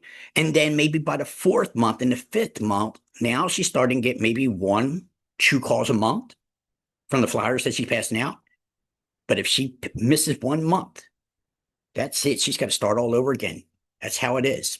So you need to understand how to do direct mail. And the way to do direct mail is by the every door delivery, because you know your mail's getting into the door. You're paying for it. It's federal property now. All right. You can't put flyers in the mailbox. The mailbox is federal property. You can't get flyers into the apartment complex. It's locked on the outside. You just can't. It's so much harder to get into apartment complexes now. It's impossible. And they don't want your damn. That's exactly it. Your 10 years competition. ago. Yes, I know. And so if you want to do direct mail, and you do want to do direct mail, then use the every door delivery, ladies and gentlemen. And once again, the demographics is there. So maybe we only want some these apartment dwellers at a certain age or a certain income. The United States Postal Service, by the way, this is the biggest federal entity of them all. Nobody, the FBI, the CIA, nobody has more information on you than the Postal Service, ladies and gentlemen. You have no idea. They're a secret black, men in black. It's the Postal Service. They are the entity of the entity. They know everything about everybody. They know your business more than any other government agency. Let me show you. All right. And so let's see if we get this working. How do you get the word out to the people near your business who matter most? Do it with Everydoor Direct Mail. It features an online mapping tool for finding potential customers near your business. So let's just say that Alexis, the apartment complex is right here that you want. We got a starting point. All right. Get rid of that. So we got a starting point. To use the mapping tool, enter a starting point. Then select nearby postal routes where you want your mail pieces delivered. You can see demographic data based on census reports, like age range and average household. You hear that? Demographics. Now, in this situation, Alexis doesn't want businesses. She doesn't want her flyers going to business. So she can eliminate those flyers going to the business and they're only going to residential. But she also wants certain income, age range. This works. The Postal Service has all this. So your flyer goes only in the door that you want it to go to. Size and income, and choose among available routes. When you're finished planning your mailing, you can schedule it for delivery. This is important. What day should your flyer be in the house? What day? What time should you be on Facebook marketing? What time TikTok? What time Instagram? You better understand these things. Each mail piece costs less than the price of a stamp to send. Creating your mailing is easy too. You can do it yourself or find a list of printers or mail service providers on USPS.com. When your mail pieces are ready, bring them to the post office and we'll deliver to every address along the routes you selected. Reach potential customers simply and cost effectively. Everydoor Direct Mail from the U.S. Postal Service. All right. So first things first, this is what you want to do. And again, as I said, it's 24 cents a flyer. And I'll show you how to do all that. That means you're spending $24 a month in mail. But you know your flyer is getting in the door you want it to get into. So the way that this works here is, see the star here? This is the apartment complex that Alexis was hoping to get. That means that this mail carrier would pass out Alexis flyer to every door on their route if that's what we wanted. But we don't. We just want to be in the apartment complex. So and it's great for the Postal Service because they love getting rid of all these marketing pieces when they can, because that's what this is. It's there for these flyers. The Postal Service was losing money for so many years that they decided to start getting in the flyer business because these flyers were in their damn post office box. They were in the mailbox anyway, illegally. So the Postal Service said, well, let's change it. Let's make money off of it like I've been teaching you. And now the Postal Service will deliver your brochures, your flyers for you. And you can do the mail carrier's route and hit every house on the route. You don't have to put a name on it. Starting point. Then select nearby postal routes. This is one postal carrier's route. This is another postal carrier's route. So you can get to choose how many mail carriers you want to be passing out your flyers. And they'll pass out the flyer to every door on their route if that's what you want it. But why would you want a first-time home buyer flyer going into a house where somebody already owns it? It's the wrong demographics. It's a waste of money. You want it in the apartments where the renter could become your first-time buyer. So this is very important. And that's what they have here. Where you want your mail pieces delivered. You can see demographic data. This is, I'm telling you, nobody knows more about you than the Postal Service. You don't have any idea. They know everything about you, ladies and gentlemen. How do you think they can put these demographics together? The age bracket, the size of families, 2 children, 3 children, your income. They know your income. You want to know something about somebody? This is the way to do it, ladies and gentlemen. Based on census reports, like age range and average household size and income, and choose among available routes.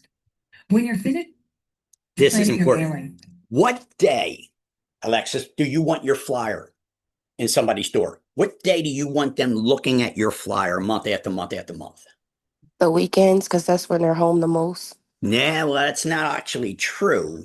Mhm. Because of the weekends, it's usually a Friday night we went out. Saturday, we're kind of hungover, we're exhausted. Sunday, we might have some tidying to do, the lawns and so forth. And so, because we put off, because I told you we're procrastinators, we put off and then we try to catch up on the things on a Saturday or a Sunday. True. And so, That's true. yeah, nope, those Friday, Saturday, Sunday, that's not good.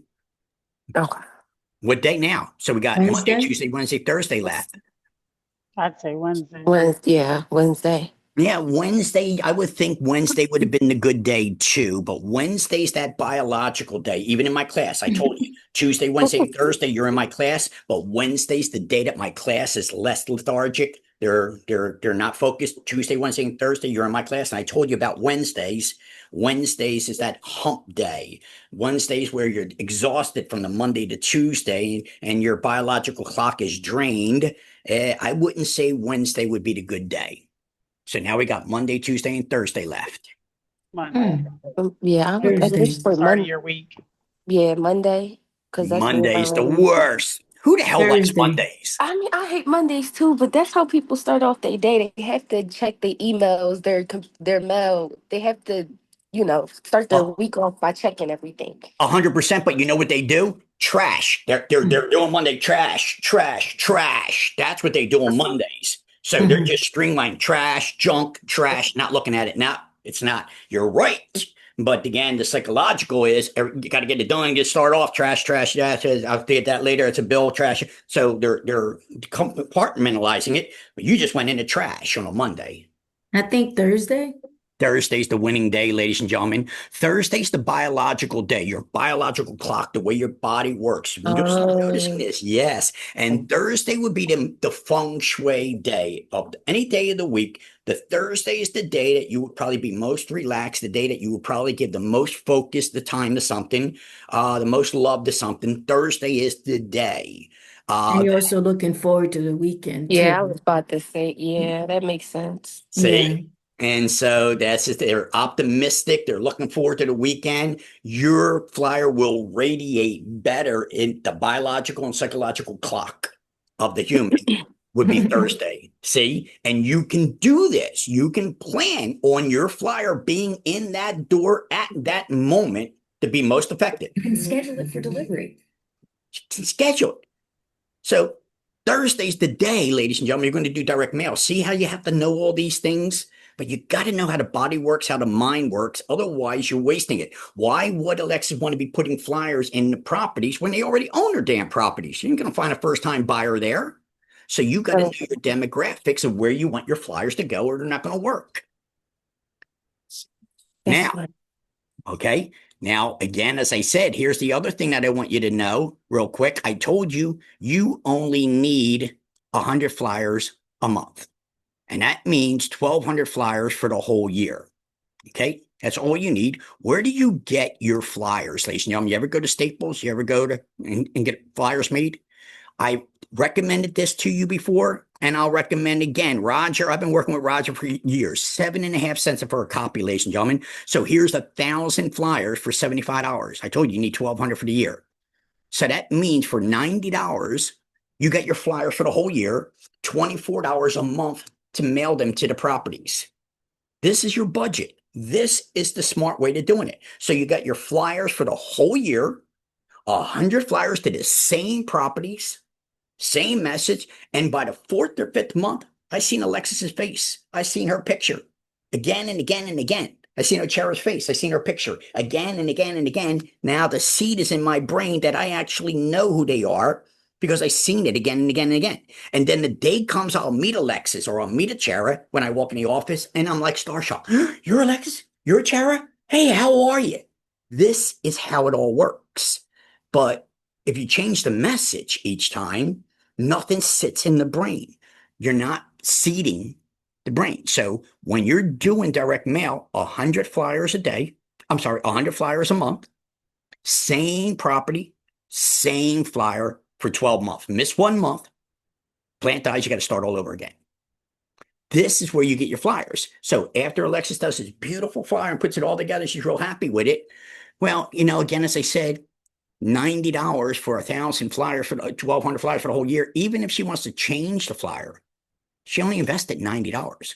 What would it cost her for 5 freaking thousand flyers to pass them out and get no results?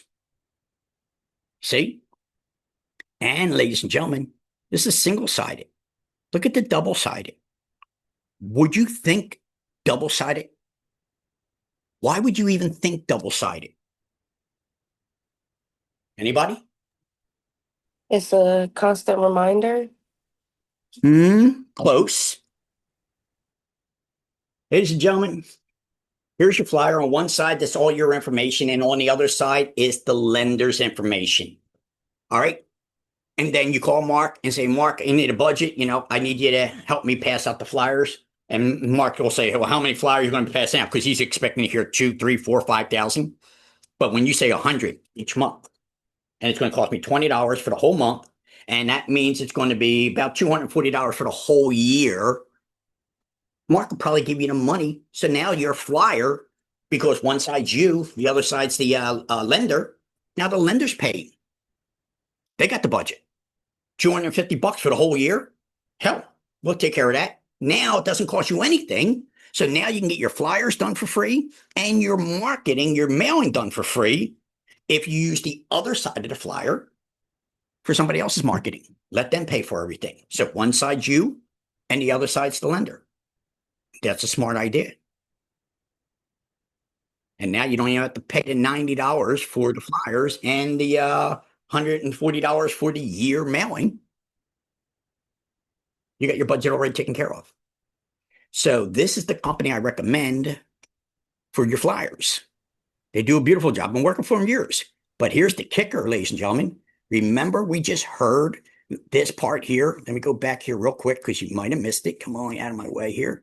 Boom. Let me go back here and let me just speed it up to where it is. And right about here. Nope, right about here. Okay, watch. Each mail piece costs less than the price of a stamp to send. Creating your mailing is easy too. Here it is. You can do it yourself or find a list of printers or mail service providers. The printer mail service providers. You want to walk to the 24 hours store, or you want to walk to the one right there? And so your screen's on. So Come on. Roger will do your flyers for you and mail them for you. He'll do the every door delivery. How's that for automation? So I hope this answers your question about how to do direct mail the proper way, ladies and gentlemen. Any questions or comments about this?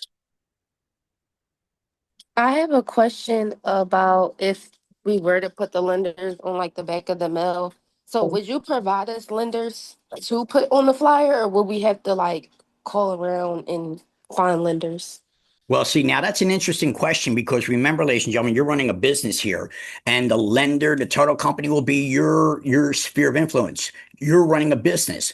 I won't always be around. The broker won't always be around. So you're building these relationships. I will provide you with the lender right now, but maybe the lender that I provide you, the chemistry is not there. Maybe you like them, maybe you don't. But you're going to have to start working relationships with lenders, home inspectors, because this is your business and who you're comfortable working with. And so I'll give you the lender at first, but maybe you will have somebody that's lending and they're doing a good job and maybe you.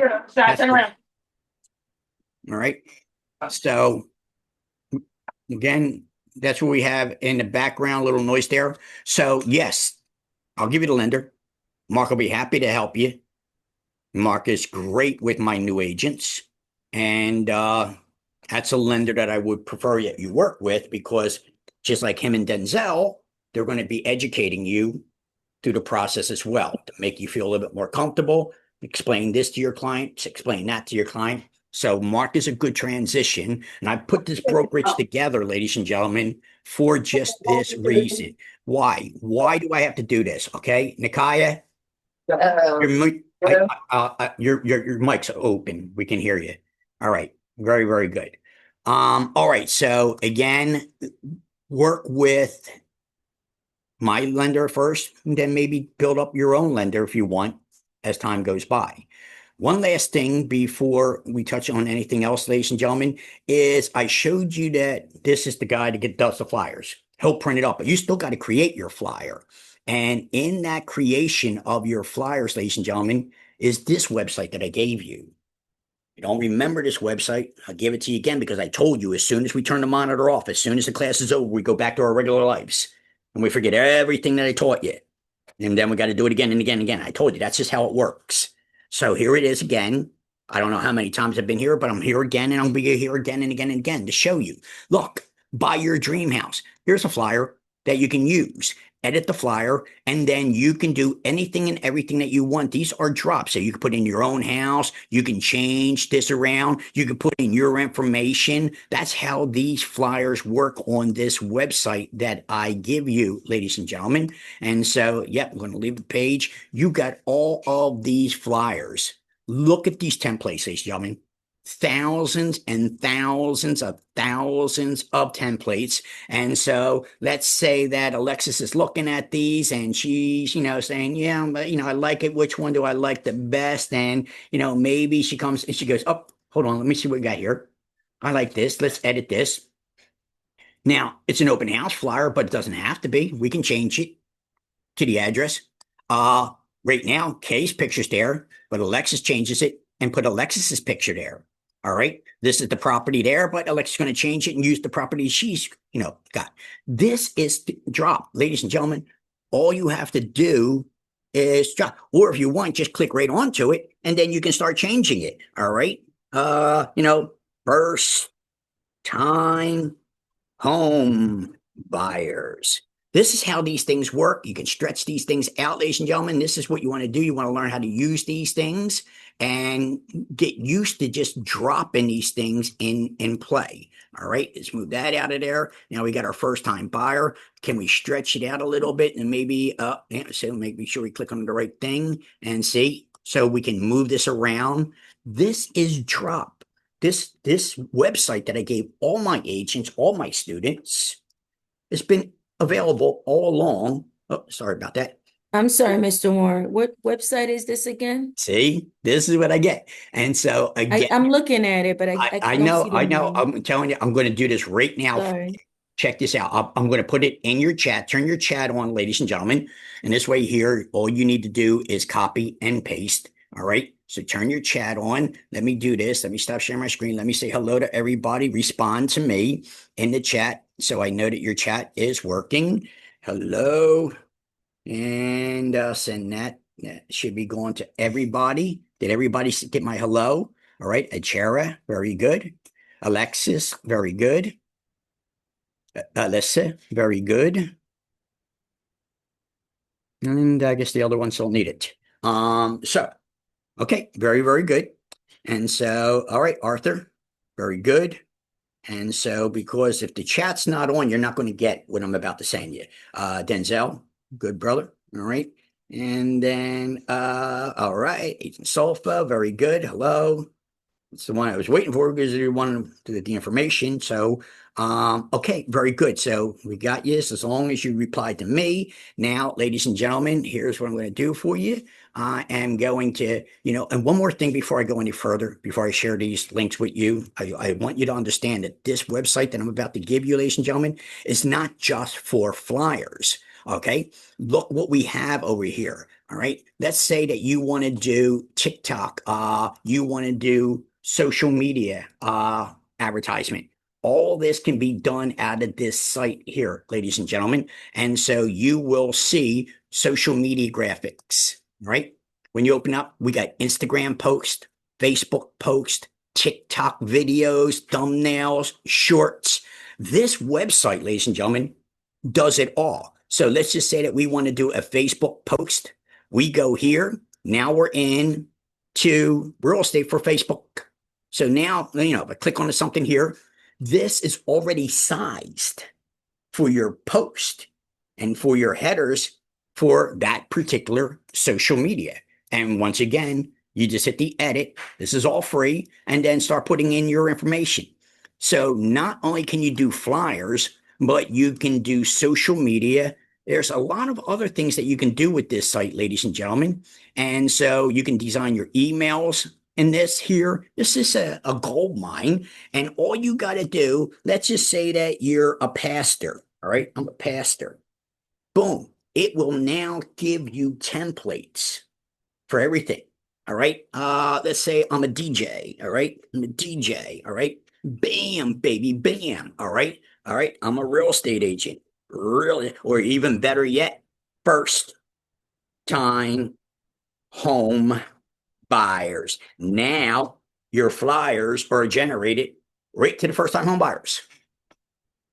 All these flyers, and I can go on and on and on and on. All these are templates that you can use. So if you can't be creative, then copy and paste, because I can go on and on and on. There's a limitless amount of flyers, social media graphics. All right, whatever you want to do, social media. All right, first time buyers, again, first time home buyers in social media. Boom. All right, here we are. Home buyer workshops, everything. This site, ladies and gentlemen, and I'm going to give it to you right now. Let's go here. Boom. So you get this site. And let's go templates. This is where I really want you to start off here. And boom, copy that. Copy, and I'll put this into your social. So this will be your first one. Let's do this. All right. So you have to stop sharing my screen one by one. Okay. Here's your first one, ladies and gentlemen. This is for all the flyers. All right, boom. All right, here's your first one. Let me do the every door delivery for the postal service. This will be next. Unless I'm lying, because I do that. I lie. Because I have to see what open here. And let's see if I'm lying to you. No, I am lying. So the next one will be Roger for your copies. All right. Let's do this. Put this in here. Boom. There's your second one, ladies and gentlemen. And then your every door delivery, one where it all starts. This is the genius of genius right here. Boom. Boom, boom. Ladies and gentlemen, these 3 websites that I just gave you will start your business. I don't care what business you're in. You just happen to be in a real estate business. But again, as I said, some of you will copy and paste it, have it. Some of you will end this meeting and then ask me again for this information. What was that you talked about? What did you mention? What did you say? So those of you that are here, grab these websites, the every door delivery. And again, as I said, old school, I still believe in direct mail. I still believe in direct mail, but now they don't have what I used to have. They didn't have the every door delivery. They didn't have the demographics where not only is it going in the apartment, but it's going into the apartment with the age bracket that I wanted them in. How does the Postal Service know how to do all this? How does the delivery person know? And here's the other thing. Tracking. You can see that your flyers in the mailbox. Tracking. You get this. You can track it. Is there a better system out there? This is automation. You can literally have your flyers going out. All you got to do is create it. I told you today. That's the most genius time that you're a real estate agent. When you're putting your flyers, your cards together, that is the moment of inspiration. But once you put it all together, you can have Roger print them up for you and mail them the hell out for you. It's automation. And now you just wait for the phone calls. And then after the phone calls start coming in, how do you automate the leads that come in? You think it's just going to be one phone call and they're going to be coming in, everything will be fine? Doesn't work that way. Everything's got to be automated. So this is running a business, now understanding the management of the business, ladies and gentlemen. But once you put everything together, then it will run on autopilot. Questions or comments? Nope. Thank you for the question, Alexis, because at least it helped us a lot, in learning something that we probably didn't know. And so that'll be good. So now, ladies and gentlemen, as we saw, more agents started coming in to the meetings. It's fine, better late than never, but we all got our lives. Some of us are working full-time jobs and we got to do what we got to do, but you spring in when you can. You know what the next Monday meeting is going to be, and then the following month on the 28th, we're going to be Shadow Broker Day, And I just need to give everybody enough time so that they would be limited on their excuses as to why they couldn't be there to get what they asked for when they were in my class. Can I have one-on-one with you? Can I shadow you? This is what y'all asked for. So on the 28th, I'm going to make it. Will I be able to accommodate everybody? No, again, as I said, no, but it was part of the contract that you knew that you're signing up. Mondays was our day that we're supposed to be getting together. So you knew going in board that this was it. But again, as I said, if you can't make it, you can't make it. I get it. But again, as I said, it's the one time that you get to see in the field with me, going into the properties, showing you exactly what to look for, what to say, how to say it, what to do. That's on the job training. That'll be on the 28th. For all the new agents that have not done a deal or even want to do it again, go out with me again. You're welcome to do so. Probably only going to do 3 properties because I now know that when you guys shadow me, by the time we get to the 4th and 5th property, you guys are all like kind of drained on me. So I'll learn these things as we go along. So 3 properties. And then I'll make sure that these 3 properties accommodate the good, the bad, the ugly, so that we know exactly how to handle each property. The ones that are beautiful sell themselves, but the ones that ain't so beautiful, that's where you got to come in. So we'll have all 3 of those for the 28th. If you can be there, fine. If you can't be there, yeah, I understand. Life, I can't accommodate everybody, but it is a contractual obligation. All right, so that's that. Are we? I'm sorry. Are we meeting at the office first, like we did last time? That's exactly right. 6044 Castor Avenue, ladies and gentlemen. So look in the email. Everything's in the email. All the directions, everything that you need is in the email. And I'll be sending out the same email next week and the same email the following week so that there should be no excuses because I'm giving you 3 weeks notice of when this is going to happen. I know Achara's pretty upset because she was the only person that was expecting the brokerage because nobody else did. Nobody else even knew about it except for me and Achara. So I had planned on this being the Monday that we go out. It just didn't work out that way, ladies and gentlemen. So the only one that should be disappointed would be Ochara because nobody else even expected or knew about it. So now everybody knows that on the 28th, we are going to have a shadow broker. We're going to go out. We're going to meet in person at the office. I'm going to show you what you need to know, how to route your properties. And then we're going to go out to the properties. That'll be local around the office. We're not going to be going too far. And then I'll show you the good, the bad, and the ugly and how to handle it and what you should be saying, what you should be looking for, how to work the lockbox, how to enter the property. And you're going to do it again and again and again and again. If you're showing 5 properties in one day, don't you think you're going to do the same thing for each property? Right? So get your template. I'll give you your template on the job training. Contracts, same thing. It's on the job training, ladies and gentlemen. All right. So you're going to be calling me. I got a client. What do I do? What do I do? Got a client. And we go over the contracts again and again and again. Right? That's what it is because all my agents come right from the school. This is a college. Every agent in this room was in the classroom. That's all I take is students and help you with your business. Hey, well, I need to drive in, Warren. Normally, I take the train in because of how far out I am. Okay, yeah. So you're going to be taking train in now. For the most part, we'll probably car share if some of you, because I could probably fit 3, 4, maybe 5 people in my vehicle. I have an SUV, and so, but maybe we'll need somebody else as well to drive. But again, as I said, I could fit about 5 people in my car, and if you don't have a vehicle yet, it's going to be a little tough in the real estate business. Not impossible. No, I have a car. I live all the way out in North Wales, so I drive to the train station and ride in so I don't got to pay for my parking. Yeah, that's another thing, ladies and gentlemen. My brokerage is expanding, and I got an agent in Scranton. I got an agent in the Poconos. I got an agent in Harrisburg, and there's no way that they can do these one-on-ones. And this is why I tried to tell you earlier that if you're not incorporating Zoom into your business, ladies and gentlemen, well, that's a big mistake. I run 2 companies off of Zoom. I run my school off of Zoom, as you know, and I run this brokerage off of Zoom. And so this is why we have these Zoom meetings, because sometimes you won't be able to do one-on-one. I can't travel the world to shadow.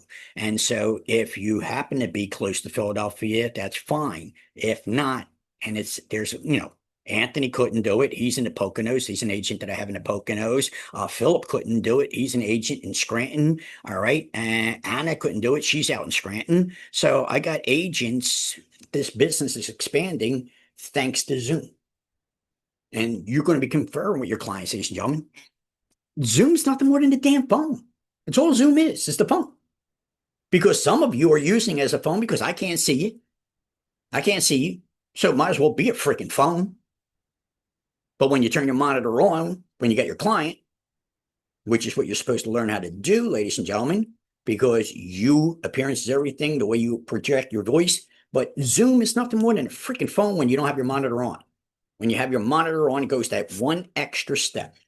And now you can help your clients go over the paperwork, do everything they can, everything you need to do. Because people don't show up for freaking appointments. They always miss their appointments.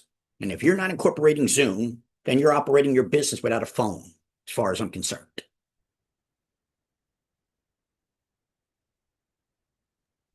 So I just contacted Mark and got updates on Jasmine. So Jasmine sent her information into him. He's gonna call her later today to schedule the one-on-one for the second half of the first-time home buyer. And we should be having a pre-approval. That's the game. That's the template. And see, in the middle of this meeting, Denzel has the management skills to send a text or an email to Mark and get a reply. And the meeting ain't even over yet. And he already knows the ball's rolling.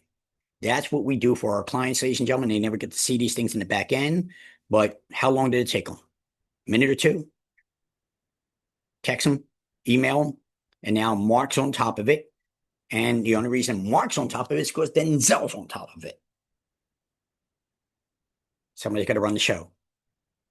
And now, once he gets that done sometime today, Mark will let him know when it's scheduled.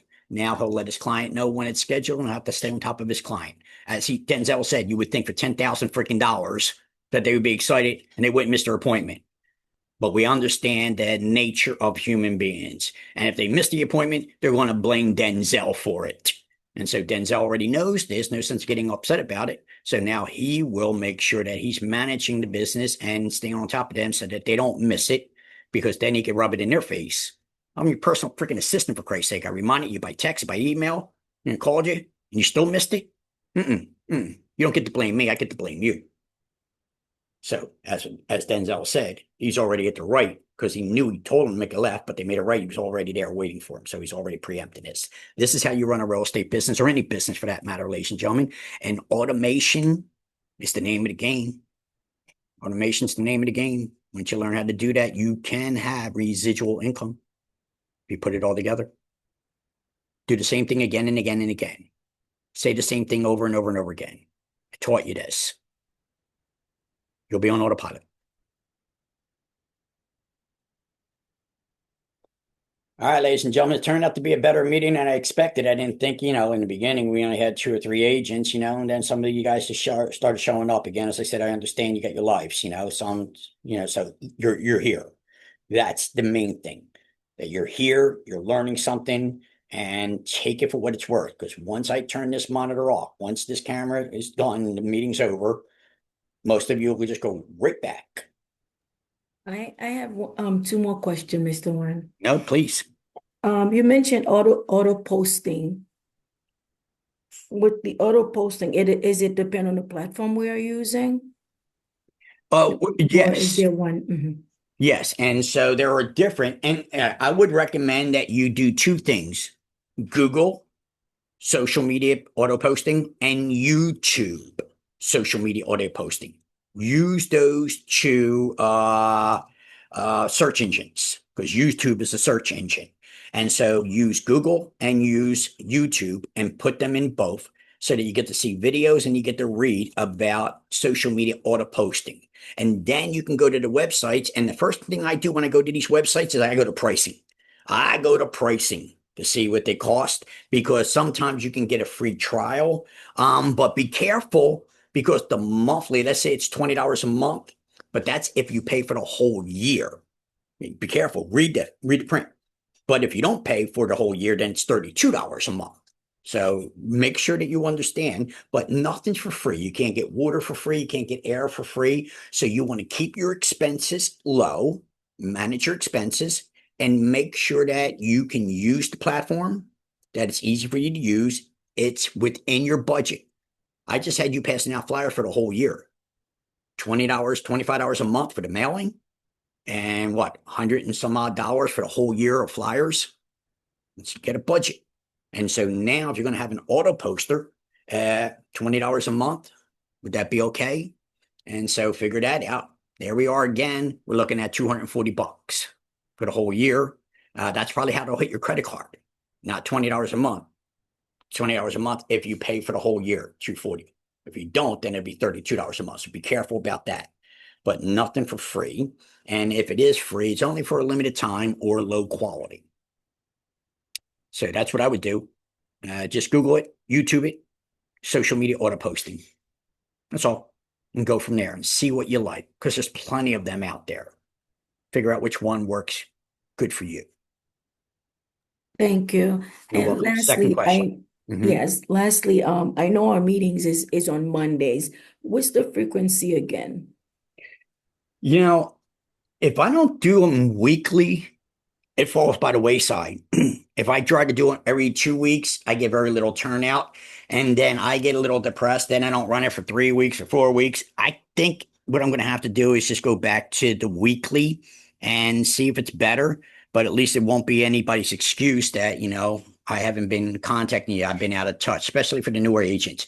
And I can feel it. I can feel like, he hasn't contacted me, he doesn't talk to me, I'm here, I'm doing it by myself. I think I have to go back weekly. So now what I'm going to do in the beginning of the month is give everybody their agenda for the whole month on our meetings. And I think I'm going to go back to the weekly, because my new agents, I think they feel abandoned. They're out there by themselves. They don't hear from me enough. So I think I have to do it. Got to go back to weekly. So it's going to be Mondays, every Monday. And hopefully you can be there. But at least you'll see my smiling face, my charm, my pizzazz, and you won't feel alone if I go back to the weekly meeting. So I'm going to do that starting now. I gave you your whole agenda for the month. And so in the beginning of every month, you'll have all of your Monday meetings scheduled, knowing what we're going to be doing, your links. And this way here, you're out of excuses because you didn't know, you didn't get my email or anything like that. Now you'll have the whole month agenda. Ladies and gentlemen, listen to me. You're working with first-time buyers, September, October, November, December, or the golden months. The golden months, ladies and gentlemen, September, October, November, December. This is where I make most of my money. September, October, November, December. These are the golden months. So understand, the season's not over. It's over for your average real estate agent. They're templated. They're old school. They think it's the spring market. You don't understand. The fall market is the first-time buyer market. This is when we have less competition because most of the agents are already done. I was like, the spring market and summer market's done. So they're out of the game. So you don't have to worry about more buyers competing with the property. It's cooler out. It does get dark sooner. That you have to put in the equation. But September, October, November, December, ladies and gentlemen, year after year after year, these are my golden months. These are the months that I make the most money in the real estate business. You understand these things, you'll understand the season ain't over. It's about to begin. Thank you. You're very welcome. I like the every Monday, I think, because even if you can't make it one week, you'll always be able to make it the following. So thank you for making the time and being consistent to encourage us, Mr. Warren. We appreciate you.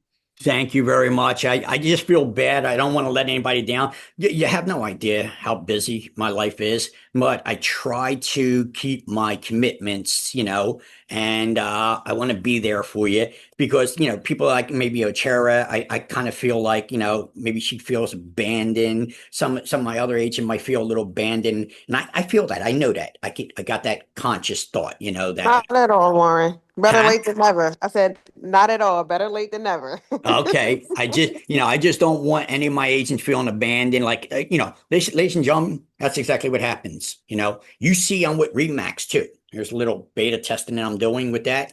And Remax, you're on your own, ladies and gentlemen. They promise you everything. I haven't heard from the broker since I've been there. The agents don't come to any of the trainings. I did what I needed to do. I had an ulterior motive and I did what I needed to do. I was taking one of my competitors into school.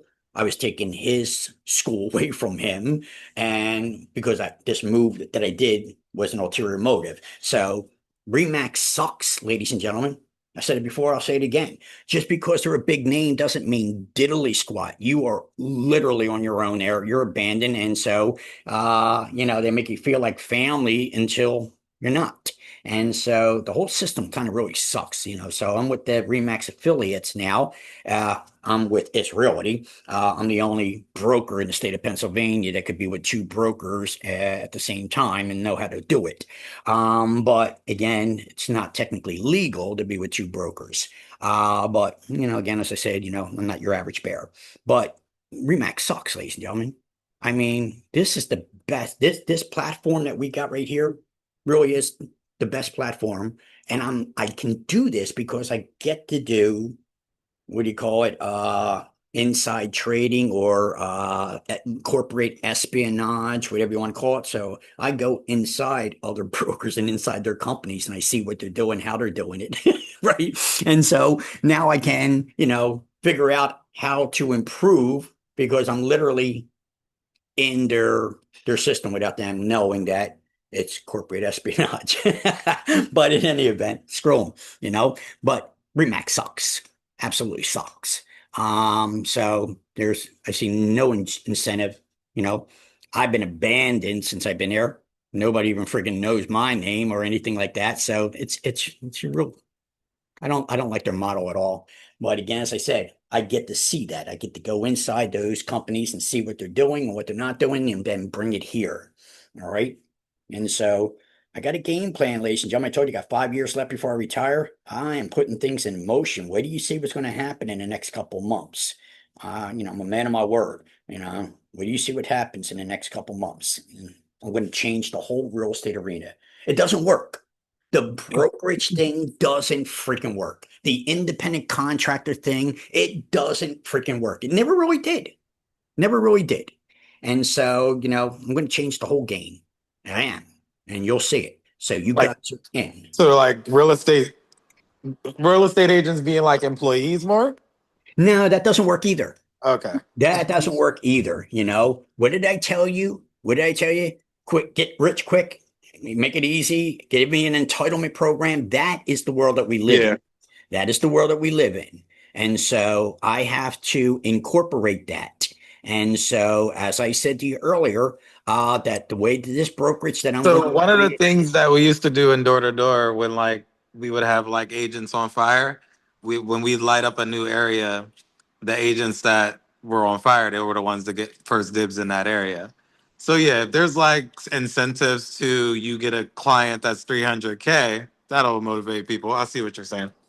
Yeah, because here's the thing. It's nobody does that too much anymore, Denzel. Nobody goes door knocking. Nobody goes and passes out the flyers. Nobody makes the phone calls. Every agent will always say to me, how do you do lead generation? How do you get your next client? I can tell you 1,000 times how to do it, but you won't do it. So the system's got to be redesigned so that you don't have to do it. You don't have to do the marketing. You don't have to do the lead generation. That the proper way to do this is where you get the entitlement program, you get the client already gift wrapped. They're pre-approved. They got the grant. Here they are. All you got to do is take them out. You still fuck up. Through the I've been there. seminars, right? Yeah, you still not do it because this is where the whole system fails. They promise you leads, and then even if you do get leads, which you probably won't get, the follow-up, your management. You can't manage your own real estate business. You don't know what to do. I just gave you a qualified buyer ready to go. And you're like, now what do I freaking do? That is when you realize that you ain't got the management yet. You haven't put all your templates together. So I even have to do that. Like Denzel says, I have to be there at the right, because I told you to make the left button there. I got to be there. So even when I give you gift wrap, the client, you think that's it? You think, oh, now they're going to go out and show properties? You're going to do that? No, no, no. Even that system is flawed. You're not going to call the client. You're going to say the client's not getting back to you. Or when the client is talking to you, you're not setting up the properties. Then you come up with excuses why you were supposed to be out there with them, but you didn't go out there. You think this shit's easy?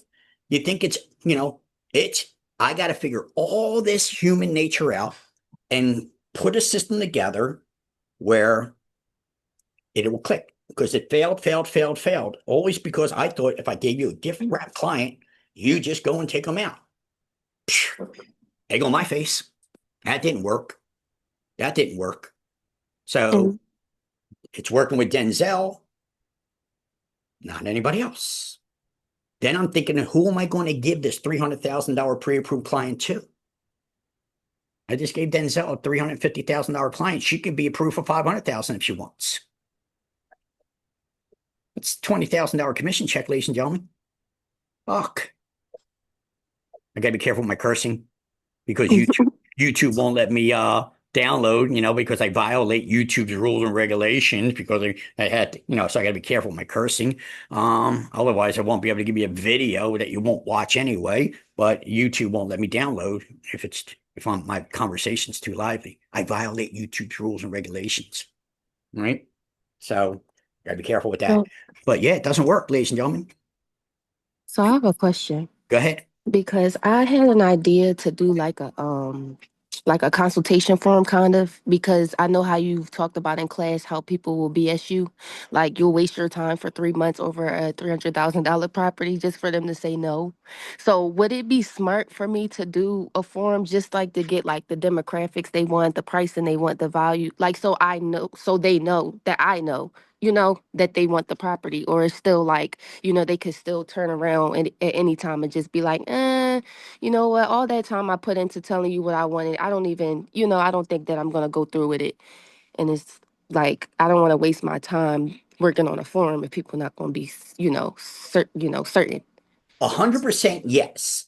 But I told you that in the heat of the summer, the plant will wilt, but it won't die. And so even though you put time in with that client and they said, I don't want to go through with it, they will come back to you in a year or two anyway. And Right. if you stay with your business and expect that will happen, that the plant will wilt, but it's not dead. And so, because it's called analysis paralysis, and people always overthink, and procrastination sets in and laziness sets in. So that's going to be part of the equation, but 1,000% yes, because you're starting off with a good management platform to try to better qualify your client and better manage your business. Expect the wilt and expect to lose clients for a year or two, and then they come back. Don't let that bum you out. Because if you stay the course, because most businesses fail the first 3 years, but if they would have waited to the fourth and fifth year, that would have started coming back around. Denzel will tell you the clients that he was working with them 2 years ago. They faded away. Now they're back, and that's the business. So yes, that is a perfect foundational, good start. I like that foundational idea that you have for your Yeah, business. because I was gonna use it as a link to put on my social media, so all people have to do is just go into it and then boom, it'll send over to me like how you say I can send over the houses through the MLS. I don't even have to do too much, consultating with them, unless until it gets to the point where okay, we're gonna go see the house. Now we're doing the talking because we're already in the pre-approval route. That's what I was thinking about doing because I wanted to be smart about it and not waste my time or waste their time. I love it, Alexis. I love it. I love that you're thinking. I love that you're creative. I love that and trial and error, because again, like I said, sometimes you have great ideas and they didn't work the first time, but maybe it'll work the second time. You ever hear that expression? If first you don't succeed, try again. That is Mhm. the only way to succeed. And so sometimes you have great ideas and you think, oh, I thought it would work, but it didn't. Try it again. Figure out what happened. So don't give up on them because I'm in the process of doing it again. What didn't work, now I'm going to try it again, see if we can make it work. Hell, you only live one life, keep trying. But I love your creativity, Alexis. I love the way you're thinking, and that is going to be a recipe for success. Thank you. Thank Yeah, you. I working at a hotel. I study I guess. So I know what they want. I know what they don't want. I know what they cry about. Like Denzel said, they adults are kids. They will literally cry about it until you feed them the lollipop. And this is why I'm putting together the concierge program for the business, because of exactly like Alexa said. All right. She knows her client. She knows what they like and don't like. She knows what they cry about. She knows how to psychologically handle them. And that is extremely important in this business. Psychology, emotion, biologicalness, you got to deal with all that. And so being in the hotel industry, Alexa's got a very good jump and a good platform of how to think like a real estate agent. I like it. Thank you. I'll send you over that form too, so you can. Yes, I have a absolutely. template, so I just got to edit it because I didn't feel like making it from scratch. It's too much. That's okay. I will be doing a cherish today. But send me a picture, ladies and gentlemen, of you, 2 or 3, and then I will give you the ISS marketing material. I'll put it together for you.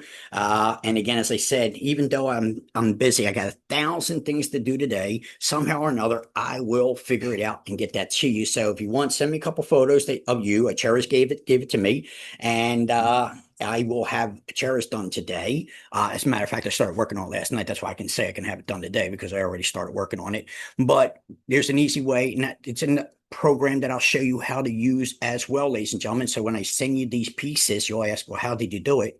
I'll show you that program as well. So little by little, Rome wasn't built in a day. I gave you 3 websites today, 3 very powerful websites to work with. I will show you others, and I'm telling you, automation is the name of the game. And once you put everything in automation, that's autopilot. Then if you got your autopilot, you might have your residual income. Where do you see what I'm going to do with the school and this brokerage? Whole different dimension.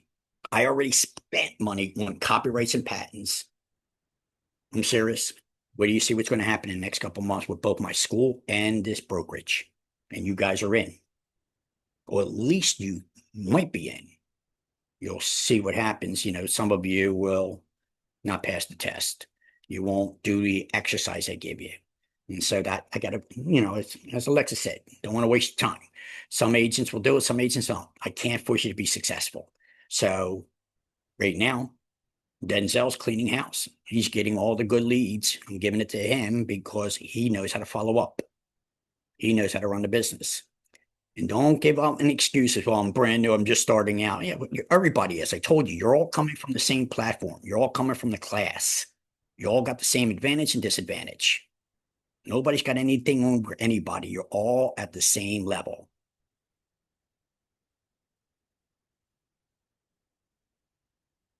All right, ladies and gentlemen. Comes that time, 12 o'clock. Remax is a 15-minute meeting, by the way. I thought that was adorable. A 15-minute meeting. And then we're done. And right to the 15 minutes and then we're done. What the hell are you going to learn in 15 minutes? All right, anyway. Ladies and gentlemen, great class today. Really good. Much better than I expected. Any questions, any comments? Remember, this is your business. Your mouth is your business. Next week, have some questions, have some ideas. Alexis did a great job. Agent Stolfa did a great job of asking the right questions on how to run a business, which helped everybody else out in the class as well. Have some questions, have some clients ready, whatever you want, but don't come here just to listen to me talk. I could talk all day. I'm a professional at it, because I told you, your mouth is your business. But have something ready for me for next week. Any questions or comments? Thank you for your time. I do have 2 pages of handwritten note, Mr. Warren. So some of us do take notes. So it's not all lost. Now, and I'm sorry for guilting you into it, because I will guilt you into it. No, it's okay. Yeah. It's for our own good. Yeah, I'll guilt you. I'll use that technique, I'll shame you, I'll do whatever I can to help you become successful. But yeah, But if it works, it works. So thank you. And I'm glad you're taking your notes. And then that'll be it, ladies and gentlemen. So you got your questions. Remember, my number's available. You can call me. You guys know Tuesday, Wednesday, and Thursday, I'm teaching classes. Of course, you guys know this. You know, you were in my class. You know this. So if I don't answer your call on a Tuesday, Wednesday, and Thursday, leave a message and I'll get back to you in between the breaks and between the classes. But you guys should know that Tuesday, Wednesday, and Thursday, I'm teaching, I'm in the class. Plus, I have another school that I teach. My time's available. I'm there one way or another. I'll find the time for you. All right. Otherwise, I'll see you here on Monday, but call, leave a message. I'll get back to you. And I know, especially if you're working on a deal, I'll make sure that I get back to you as quickly as I can, knowing that you're working on a deal. All right. Thanks, Warren. Go ahead. Yes. Thank you, Mr. Warren. You're welcome. It's my pleasure. It's my responsibility, my duty to be there for you. So I'll be there, and you're very, very welcome. Anybody else? Be safe and be healthy, be happy, God will, and I'll see you when I see you. Enjoy your day. Good luck with your business, ladies and gentlemen. Stay motivated and take what I taught you today, apply it. I'll see you when I see you, maybe next week. Enjoy your week. Thank you. You do the same. You Enjoy all your week, enjoy your everyone. week. Bye-bye. Bye-bye.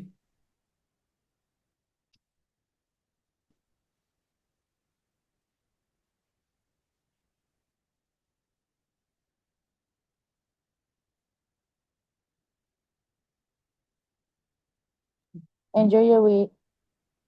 Nikaya, Yes. hello, how are you? I'm fine. How are you, Mr. Wilson? I'm well, thank you. How's everything coming along? I'm good. I'm still getting the references, but I'm almost done the list that they told me to do. All So I right. just gotta upload everything and then I'm gonna be done. All right. I have appointments all the way up until about 4 o'clock. So, and I don't have a class today. And there is one that you have to do a letter explaining what happened and so forth. And I told you, I promised that I would put that letter together for you. So why don't we get together, say around 5? Is 5 good for you today? Yes. And I Okay. also wrote something down already too, so we can put our stuff together. Exactly. Send it to me. And then what we'll do is you'll tell me exactly the whole details and your opinion. And then I Mhm. will elegantly put it together because I know what the real estate commission's looking for. And No problem. so I'll do that. So let's do that. I'll put you on my calendar for 5 o'clock. I'll give you a call at 5 o'clock to give me a rundown of everything that went down and what happened in your opinion. And then, I'll put together everything that I know what the real estate commission's looking, a certain response, and then give that back to you so you can upload that. No problem. All right. Mhm. Excellent. Very, very good. And, again, as I said, nothing Yes. easy. Everything that's worthwhile, you have to do a little work for. So you're there. Right. You enjoy. I'll talk to you at 5. Okay, no problem. Thank you. You're welcome. Have a good day. So you need any help with anything, my friend? So I'm going to log off. Enjoy your day. Enjoy your day too. Take care.